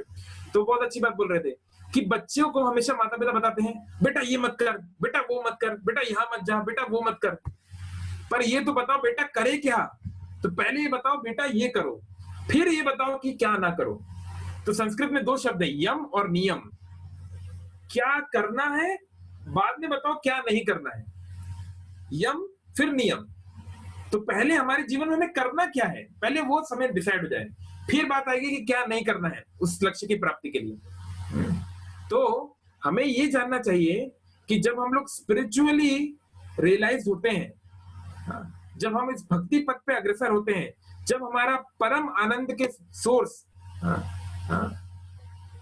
इति राम पदे नाशो परम ब्रह्म अभिधीयते, ये राम, ये जो कृष्ण है, ये इतने आनंद के सूत्र हैं जिसकी कोई सीमा नहीं है।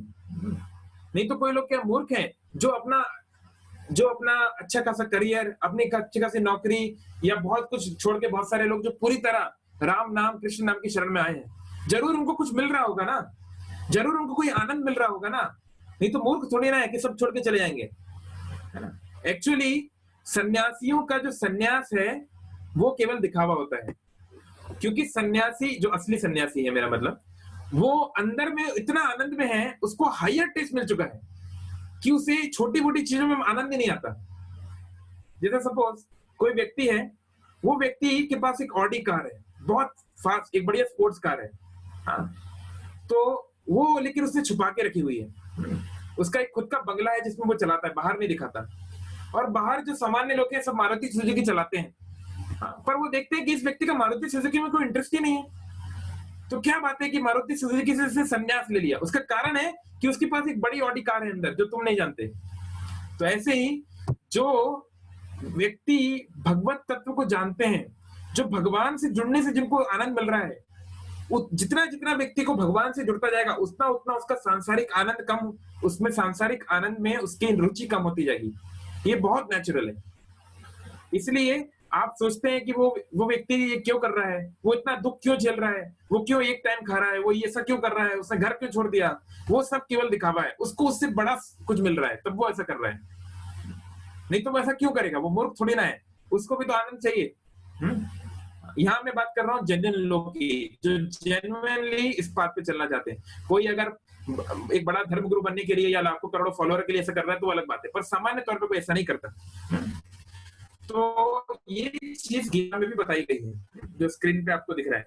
तो कृष्ण बोल रहे हैं गीता में, मेरे पीछे दोहराइए, विषयावनि वर्तन्ते निर्हारस्य देहिना रसवर्जम रसोऽपि अस्य परम दृष्ट्वा निवर्तते।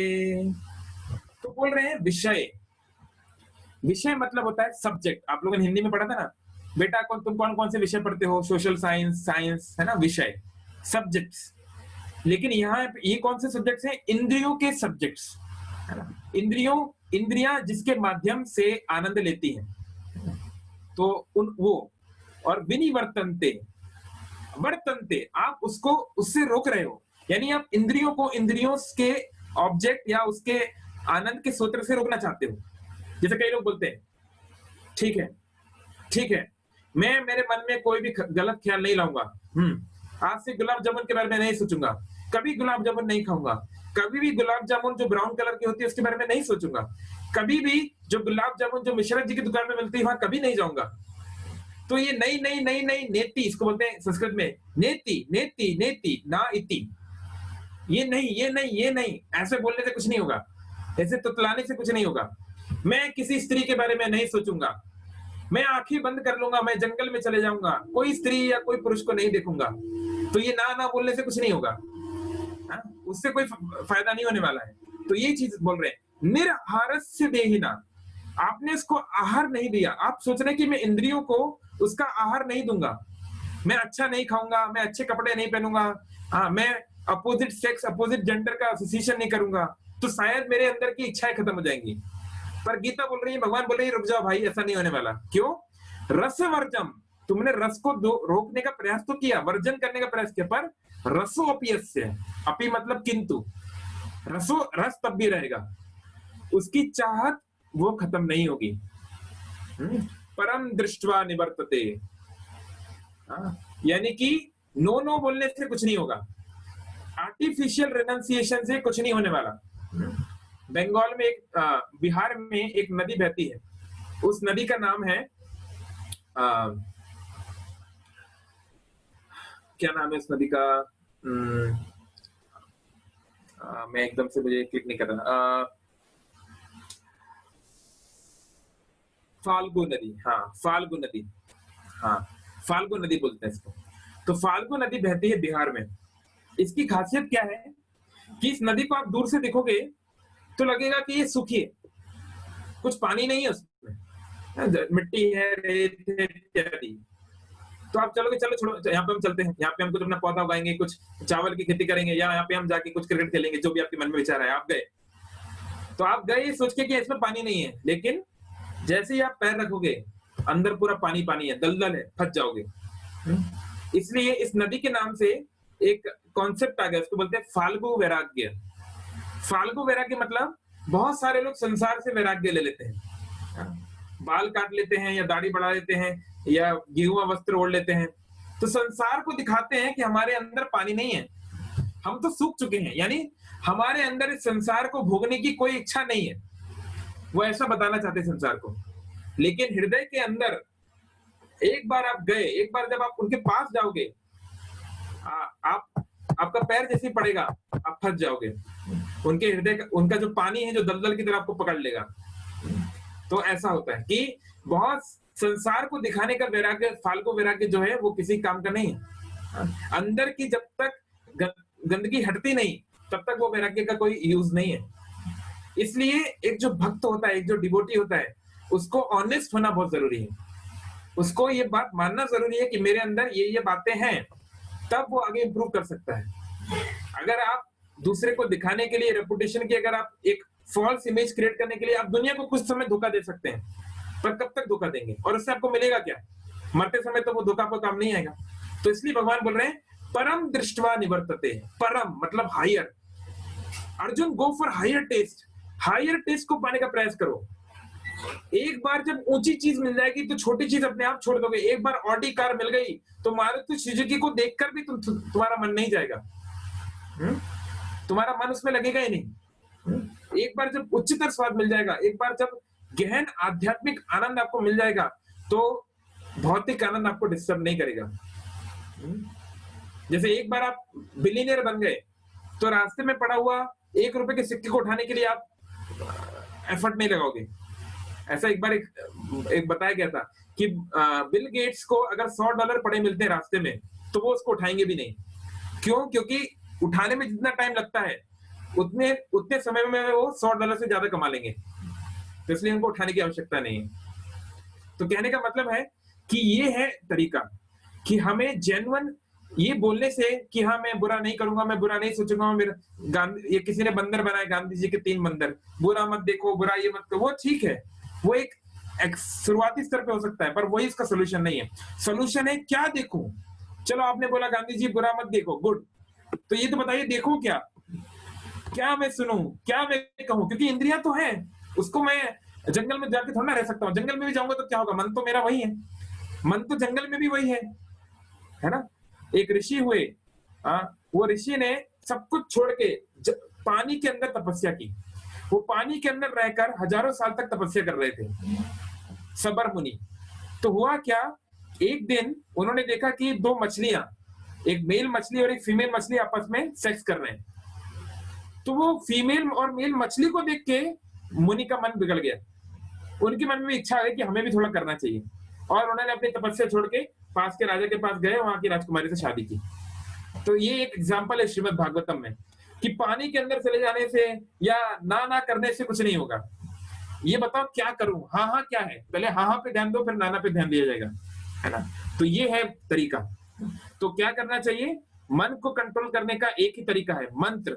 मना त्राहते इति मंत्र, ध्यान पूर्वक हरे कृष्ण कृष्ण कृष्ण हरे हरे, हरे राम राम राम हरे हरे, इति षोडशकम नाम नाम, ये 16 शब्दों का नाम, कली कलमश नाशनम, कलियों के सारे कलमशों का नाश करता है, ना तो परतरो उपाय, इससे बढ़कर कोई उपाय नहीं है, सर्व वेदेशु दृश्यते, सारे वेदों में ढूंढ ढूंढ कर भी आपको नहीं मिलेगा, देख देख कर भी नहीं मिलेगा।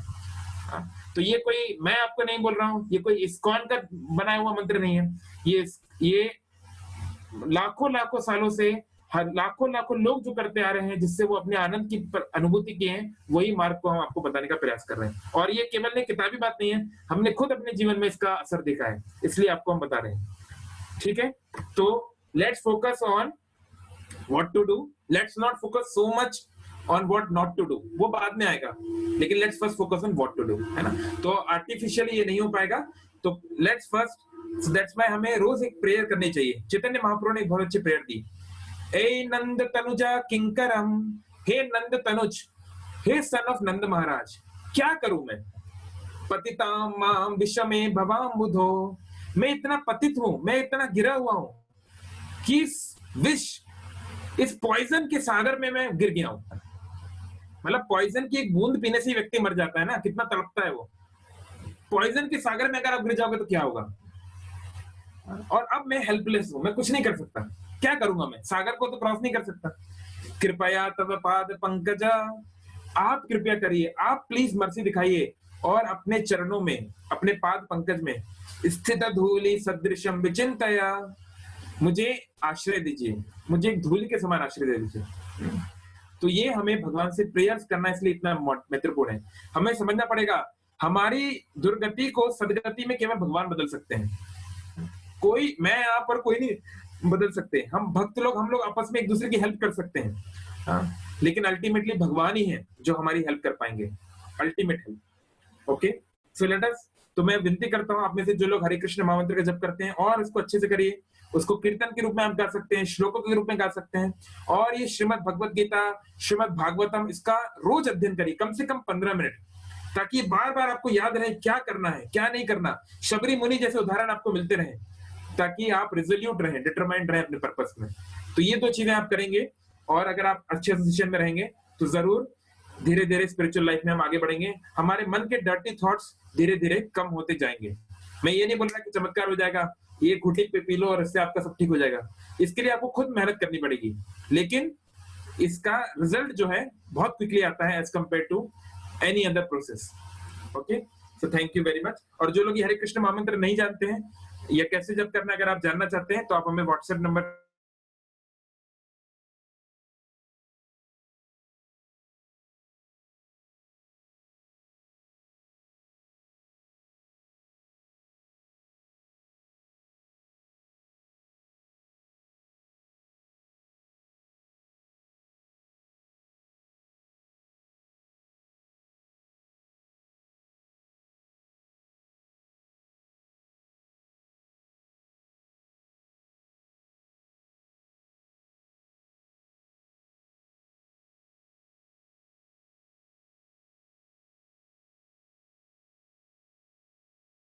Okay, Hare Krishna, somehow it was not working. Anyway, मैं अपने मोबाइल से बोल रहा हूँ. Okay, it came. Just a minute.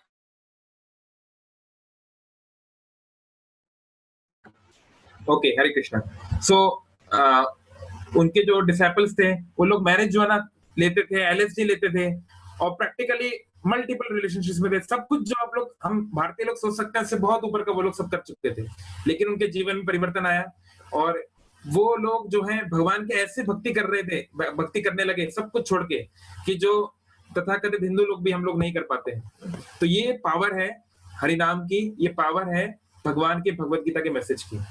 Okay, तो किसी का कोई कमेंट है या क्वेश्चन है या कोई रियलाइजेशन है तो बोल सकते हैं अपने आप को अनम्यूट करके. कुछ आप अपना शेयर करना चाहते हो या कुछ बोलना चाहते हो?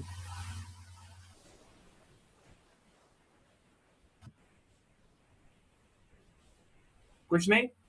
चलो, क्वेश्चंस नहीं है तो एटलीस्ट कुछ तो होगा, कोई कमेंट. या आप अगर चैंटिंग कर रहे हैं तो आपने कुछ अपना अनुभव देखा, आपके कुछ ख्यालातों में परिवर्तन आया, कुछ आप लोग कोई बोलना चाहे, एक दो व्यक्ति कोई, तो हमें अच्छा लगेगा.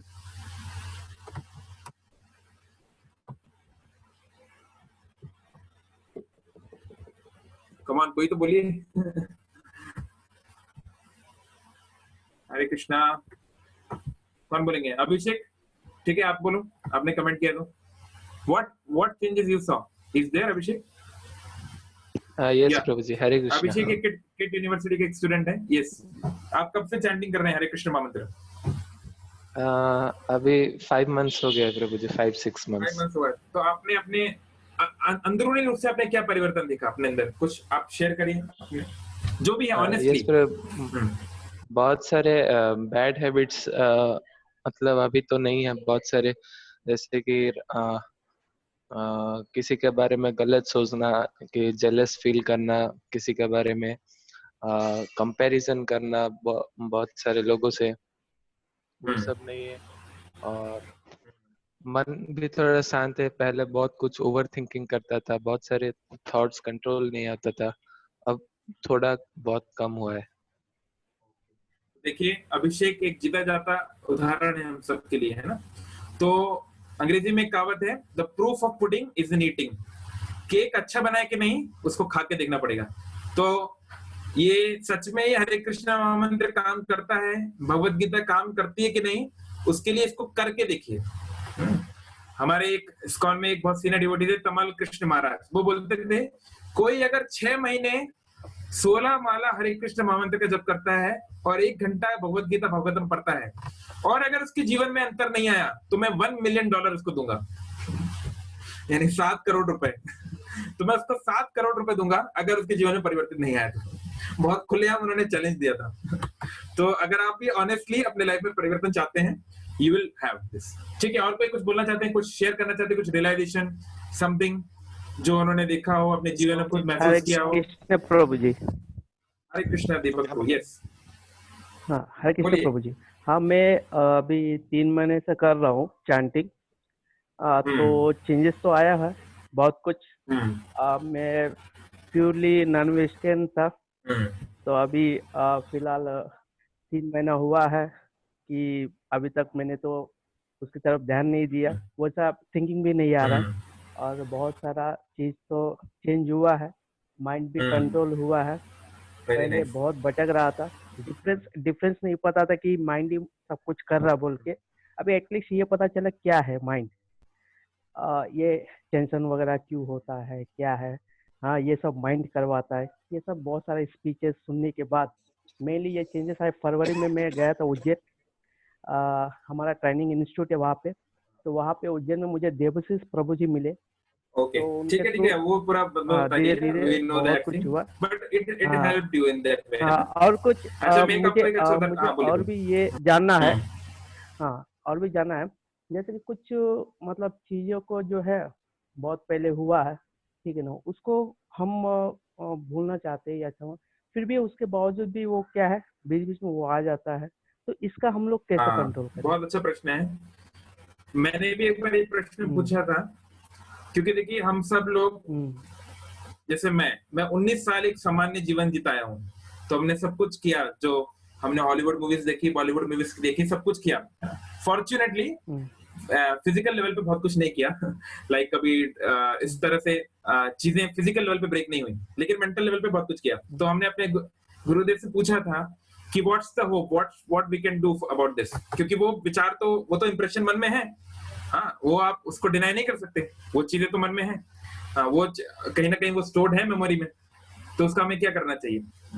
तो देखिए इसका ये सोल्यूशन है, अंग्रेजी में कहावत है, out of sight out of mind. ये बात है कि जिस व्यक्ति ने अगर बहुत सारे दुर्वासनाएं, बुरे काम देखे, सुने, समझे और किए हैं, उसकी उस मेमोरी में उतना ज्यादा वो सब कुछ होगा। इसलिए जो व्यक्ति जितना गिरा हुआ है उसके लिए मेडिटेशन में कंसंट्रेट करना उतना मुश्किल होगा, ये बात सत्य है। वो हरिनाम भी करना चाहेगा तो उसके मन में वो सब चीजें आएंगी, ये बात सत्य है। लेकिन निराश होने की बात नहीं है। क्यों? नाम अपराध युक्ता नाम नामानि एव हरन्ति अगम अविश्रांति प्रयुक्तानि तानि एव करानि च। पद्म पुराण बोल रहा है कि नाम के दौरान आप हरिनाम कर रहे हैं, नाम के दौरान अगर कुछ अपराध हो जाते हैं या हरिनाम को और इफेक्टिव बनाना है तो क्या करना पड़ेगा, या उसके पाप की जो प्रवृत्ति है उसको हटाना है, इसके लिए क्या करना पड़ेगा, नामानि एव हरन्ति अगम। अगम मतलब होता है पाप। जैसे वृंदावन में एक असुर है, अघासुर, बड़ा सांप है ना, पाप का असुर। तो हमारी जो पाप की प्रवृत्तियां हैं ये खत्म हो जाएंगी। कैसे? एक और श्लोक है पद्म पुराण में, बोल रहे हैं, अप्रारब्धम फलम पापम कूटम बीजम फलोन्मुखम कर्मणेव प्रलीयते विष्णु भक्ति रतात्मनम। कुछ हमारी इच्छाएं कूटम बीजम मतलब बीज के रूप में है, मतलब वो दिखती नहीं है, हमारे अंदर का वो हैवानियत वो दिखती नहीं, क्योंकि वो पेड़ के रूप में नहीं है, फल नहीं है, लेकिन वो अंदर बैठी हुई है। उसको अगर उस तरह का माहौल बन गया तो वो गंदगी बाहर निकल सकती है। लेकिन जब बीज को आप तल देते हैं या उसको आप फ्राई कर लेते हैं, है ना, जो लोग किसान है वो जानते हैं, फ्राइड सीड से कभी फ्रूट नहीं आ सकता, कभी कोई पौधा नहीं आ सकता, है ना। अगर आप सीड को भूंज देंगे ना तो वो कभी उस पर आप खेती नहीं कर पाएंगे। तो ऐसे ही क्रमेण प्रलीयते, अगर आपके अंदर की डीपेस्ट डिजायर्स क्यों ना हो, विष्णु भक्ति रतात्मनम, अगर आप मन लगा के मेहनत करके अगर आप विष्णु भक्ति करेंगे, वो जो बीज भी है वो जल जाएगा, यानी वो सारे के सारी मेमोरीज चली जाएंगी। तो अभी वो आ रही हैं, अभी हम उसमें कुछ नहीं कर सकते, भगवान से प्रार्थना कर सकते हैं, भगवान क्षमा करिए, मैं आपका नाम लेना चाहता हूं पर ये सब गंदगी मन में है, पर मैं क्या करूं। जैसे चैतन्य महाप्रभु बोले ना, पतिता मैं तो विश्व में गिरा हुआ हूं, मैं केवल ये सब चीजें सोचता हूं। महाप्रभु हमें उदाहरण देने के लिए एग्जाम्पल दिए, लेकिन भगवान उसको नहीं देखते। भगवान केवल ये देखते हैं कि इसका इंटेंशन क्या है। भले ही वो उसामा बिन लादेन क्यों ना हो, अगर वो भगवान की शरण में जाएगा, रावण क्यों ना हो, तो भगवान उसकी पुरानी चीजों को कंसिडर नहीं करेंगे। भगवान केवल ये देखेंगे कि अभी उसका मनोभाव क्या है। तो कोई भी हमें होपलेस होने की जरूरत नहीं, भगवान का हृदय बहुत बड़ा है ना, भगवान का हृदय इतना बड़ा है कि वो पुरानी गलतियों को क्षमा कर देते हैं। अगर व्यक्ति सच में सुधरना चाहता है तो, सुधरना नहीं चाहता तो फिर लॉ ऑफ कर्मा के अनुसार उसका काम चलता रहता है जो होना। तो मन में हम विचार कोई आ रहा है, कोई युवा अवस्था है, युवा अवस्था में लड़के लड़कियों के बारे में सोचते हैं, लड़कियां लड़कों के बारे में सोचती हैं, या मान लो धन के प्रति बहुत लोभ है, या मान लो बहुत क्रोध आता है, या कुछ भी कोई भी वासना है, तो उसमें कोई ये नेचुरल है, ये होगा ही, ये हम सब में होता है। ऐसा नहीं कि मैं ब्रह्मचारी हूँ या जो लोग सेफ्रॉन पहने हैं उनके मन में ये सब नहीं आता है, उनके मन में भी आता है। अब प्रश्न है, आ गया ख्याल, अब उसका करना क्या है। इंटेलिजेंट जो साधक होता है वो इस प्रोसेस को थिंकिंग पे ही रोक देता है, उसको विलिंग और फीलिंग में नहीं आने देता, फीलिंग और विलिंग में नहीं आने देता, है ना, उसके ऊपर वो कंटेम्पलेट नहीं करता, ये अंतर है। और जो शुद्ध भक्त है, जो पूरी तरह से रिजोरेटेड है, उसके तो मन में भी ख्याल नहीं आता। आप सब जानते हैं तिरुपति बालाजी का मंदिर, जानते हैं ना आप, तिरुपति बालाजी सबसे इंपॉर्टेंट हिंदू मंदिर, सबसे फेमस हिंदू मंदिर, वहां उसको जो स्टैब्लिश किए श्री रामानुजाचार्य के जो गुरु थे, मतलब उनके गुरु, उनका नाम था यमुनाचार्य। यमुनाचार्य बोलते हैं, पहले वो एक राजा थे एक्चुअली, लेकिन वो फिर बाद में संन्यास लिए, बड़े लंबी स्टोरी है।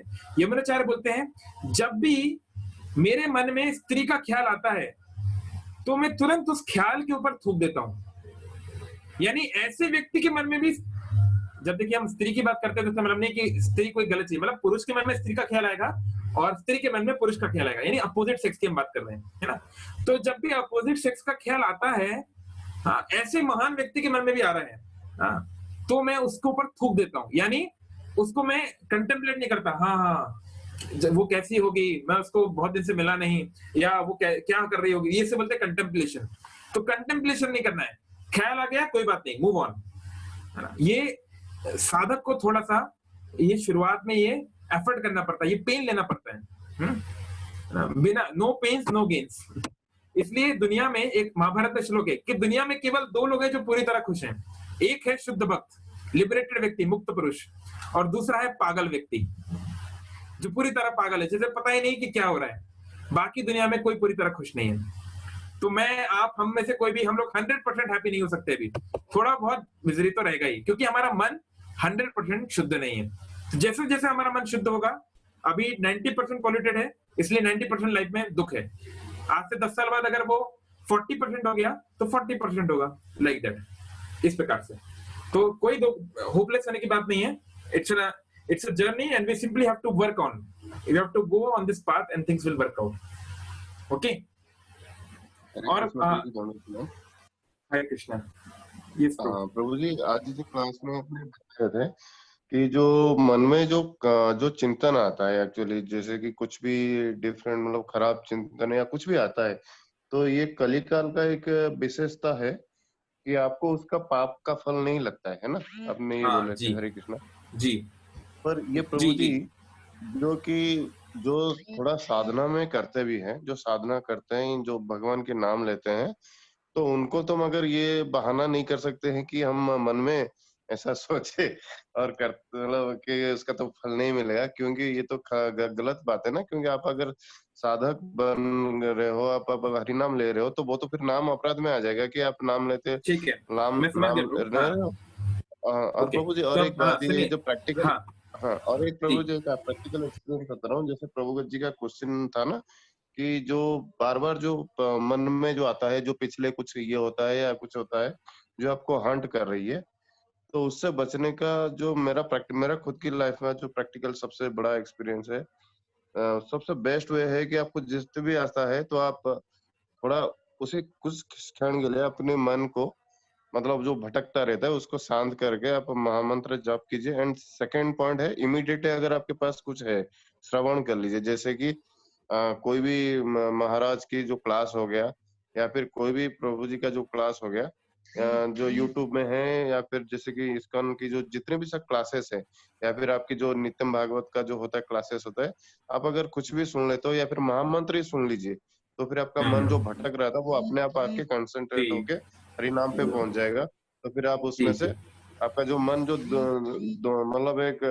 हिल रहा था, डुल रहा था, वो शांत हो जाएगा। जी जी, हाँ, बहुत अच्छा आपने पॉइंट बोला। तो मैं, हाँ, उसको प्रैक्टिकल सॉल्यूशन में बताना तो भूल गया, आपने अच्छा हुआ याद दिला दिया।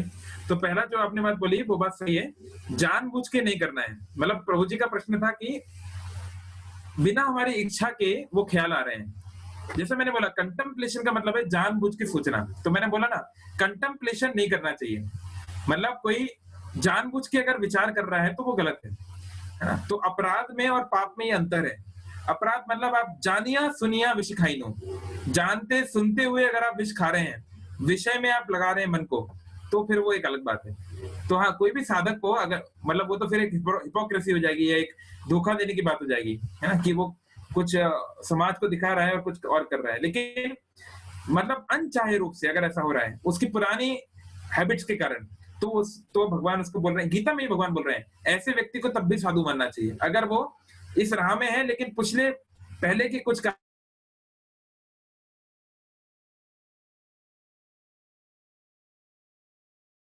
तो उसको it is not taken seriously. तो दूसरी बात, आपकी बात सही है, मैं बहुत अच्छा उदाहरण दूंगा। आप जानते हैं डॉक्टर विवेक बिंद्रा को, है ना, आप सभी लोग जानते ही हैं, है ना। तो ये आपने हो सकता है उनके बहुत सारे वीडियोस वगैरह भी देखे हो, है ना। तो डॉक्टर विवेक बिंद्रा, मतलब वो तो इस्कॉन में दीक्षित भक्त हैं। तो जब वो उज्जैन आए थे, उन्होंने हमें एक बहुत अच्छी बात बताई, बहुत अच्छा उन्होंने उदाहरण दिया, एकदम लाइवली एग्जाम्पल उन्होंने दिया। तो बोले कि जब वो कॉलेज में थे तो एक दिन एक सेरेमनी हो रही थी, तो सेरेमनी क्या थी कि सभी जो लड़का लड़की हैं एक दूसरे को गले लगा रहे थे, है ना, जैसे कुछ फेयरवेल टाइप कुछ हो रहा था, लास्ट डे था कॉलेज का, तो सभी लड़का लड़की एक दूसरे को गले लगा रहे थे। और क्योंकि डॉक्टर बिंद्रा ने अपना बैचलर्स किया था प्रैक्टिकली मंदिर में रह के, तो वो जानते थे कि एक मर्यादा होनी चाहिए स्त्री और पुरुष के संबंध में, वो जानते थे इस बात को। तो उनका मन जो है थोड़ा विचलित हो गया कि अभी ये स्त्री से मैं गले लगूंगा या इससे लगूंगा तो क्या होगा, है ना। काफी ओपनली वो बता रहे थे इस बात को एक्चुअली। तो उनके मन में ये अब मतलब पूरा डिस्टर्ब हो गया कि क्या करना है क्या नहीं करना है। और तो क्योंकि मन तो बोलता है कोई बात नहीं, एक बार गले लगा लो, क्या फर्क पड़ता है ना, एक बार ये कर लो, क्या। मन इस प्रकार से धीरे धीरे आपको बोलता है, मन कभी आपको एकदम से रेडिकली नहीं बोलेगा, है ना। Mind catches you inch by inch, है ना, इंच इंच करके। कोई दुश्मन जब हमला करता है तो धीरे धीरे करके वो जमीन लेता है, आपकी टेरिटरी पे कब्जा करता है। ऐसे थोड़ी ना आके पूरा बुलडोजर चला दिया धीरे धीरे होता है। तो ऐसे ही मन आपको धीरे धीरे करके बेवकूफ बनाता है ना। तो ऐसे ही तो विवेक बिंद्रा जी समझ नहीं पाए क्या करना चाहिए क्या करना चाहिए, बहुत मन डिस्टर्ब हो गया। उनके मन में केवल उस समय ये ख्याल आया कि मैं ऐसा क्या करूं जिससे मेरे गुरुदेव, जिससे भगवान प्रसन्न हो। तो तुरंत वो उस समय क्लास से गए, वो जहाँ रहते थे वो मंदिर में, पार्थसारथी मंदिर, वहां गए और भगवान के सामने थोड़ी देर बैठ गए। तो आधे घंटे बाद सब कुछ नॉर्मल हो गया, वो पूरी तरह भूल गए कि ऐसा कुछ हुआ भी था। तो हाँ, जैसे प्रभु जी ने बोला कि जैसे तेज हवाएं आती हैं, तूफान आता है, तो एक अक्लमंद व्यक्ति को चाहिए कि चुपचाप घर के अंदर चला जाए, तूफान से लड़ने को ना लड़े। आप तूफान से नहीं लड़ सकते, उड़ जाओगे। ऐसे ही मन का वेग बहुत शक्तिशाली है, हम और आप लोग नहीं जीत पाएंगे उससे। इसलिए जब मन बहुत स्ट्रांग हो जाए तो उससे लड़ने के बजाय शांति से एक जगह बैठ के या तो भगवान का नाम ले लीजिए, या आपका फेवरेट कोई विग्रह है, राधा कृष्ण का विग्रह है, हाँ, सीताराम का विग्रह है, उस विग्रह का दर्शन कर लीजिए, हाँ, कोई सुंदर सा कथा सुन लीजिए, कुछ भी स्पिरिचुअल कर लीजिए, तो आपका मन थोड़ी देर में शांत हो जाएगा। क्योंकि तूफान हमेशा नहीं रहता है, तूफान 10 मिनट 15 मिनट रहेगा, आधे घंटे में रहेगा, फिर तो चला जाएगा ना। ऐसा थोड़ी ना कि हमेशा ही तूफान रहेगा।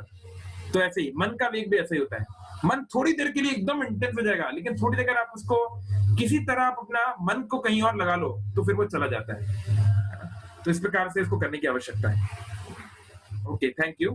वनिका माता जी का प्रश्न है कि हरे कृष्ण महामंत्र को अच्छे से जप कैसे किया जाए।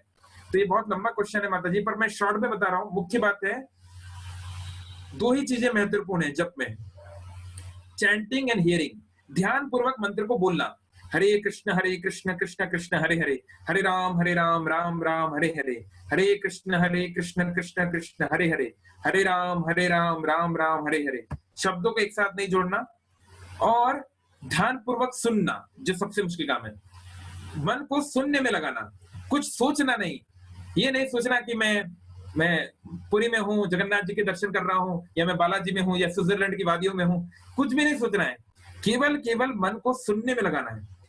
अगर शुरुआत में बहुत दिक्कत हो रही हो तो भगवान के विग्रह के सामने, भगवान की फोटो के सामने बैठ सकते हैं।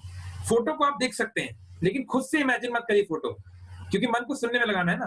तो मुख्य चीज यही है, बोलना और सुनना, बोलना सुनना, बोलना सुनना, है ना। जैसे जब मैं क्रिकेट एकेडमी में खेलने जाता था तो फ्रंट फुट डिफेंस करने की बात है, तो मैं एक्चुअली अच्छे से फ्रंट फुट डिफेंस नहीं करता था, थोड़ा मेरा हाइट ज्यादा है तो मैं झुकता नहीं था अच्छे से। तो मेरे गुरुजी ने हमें एक ट्रिक बताया, घुटना मोड़ो फिर पीठ मोड़ो, क्योंकि मैं घुटना नहीं मोड़ता था पहले, केवल पीठ झुका लेता था फ्रंट फुट डिफेंस के लिए। तो घुटना मोड़ना भी जरूरी है, तो पहले घुटना मोड़ो फिर पीठ को मोड़ना। तो ऐसे ही ये बहुत महत्वपूर्ण है कि हम इसको सही प्रोसेस से करें। और आप चाहें तो शीला प्रभुपाद जी का जपा है, शीला प्रभुपाद उसमें जप कर रहे हैं, यूट्यूब पे अवेलेबल है, हम लोग ग्रुप्स में डाल देंगे, आप उसको सुन सकते हैं, उसको चलाते रहिए और आप अपना मंत्र सुनते रहिए। तो अगर आपका मन भटक गया तो प्रभुपाद जी का मंत्र सुनने से दोबारा मन सही रास्ते पे लग जाएगा। ठीक है, तो आप सभी का बहुत धन्यवाद, आप लोगों ने बहुत। हरे कृष्णा।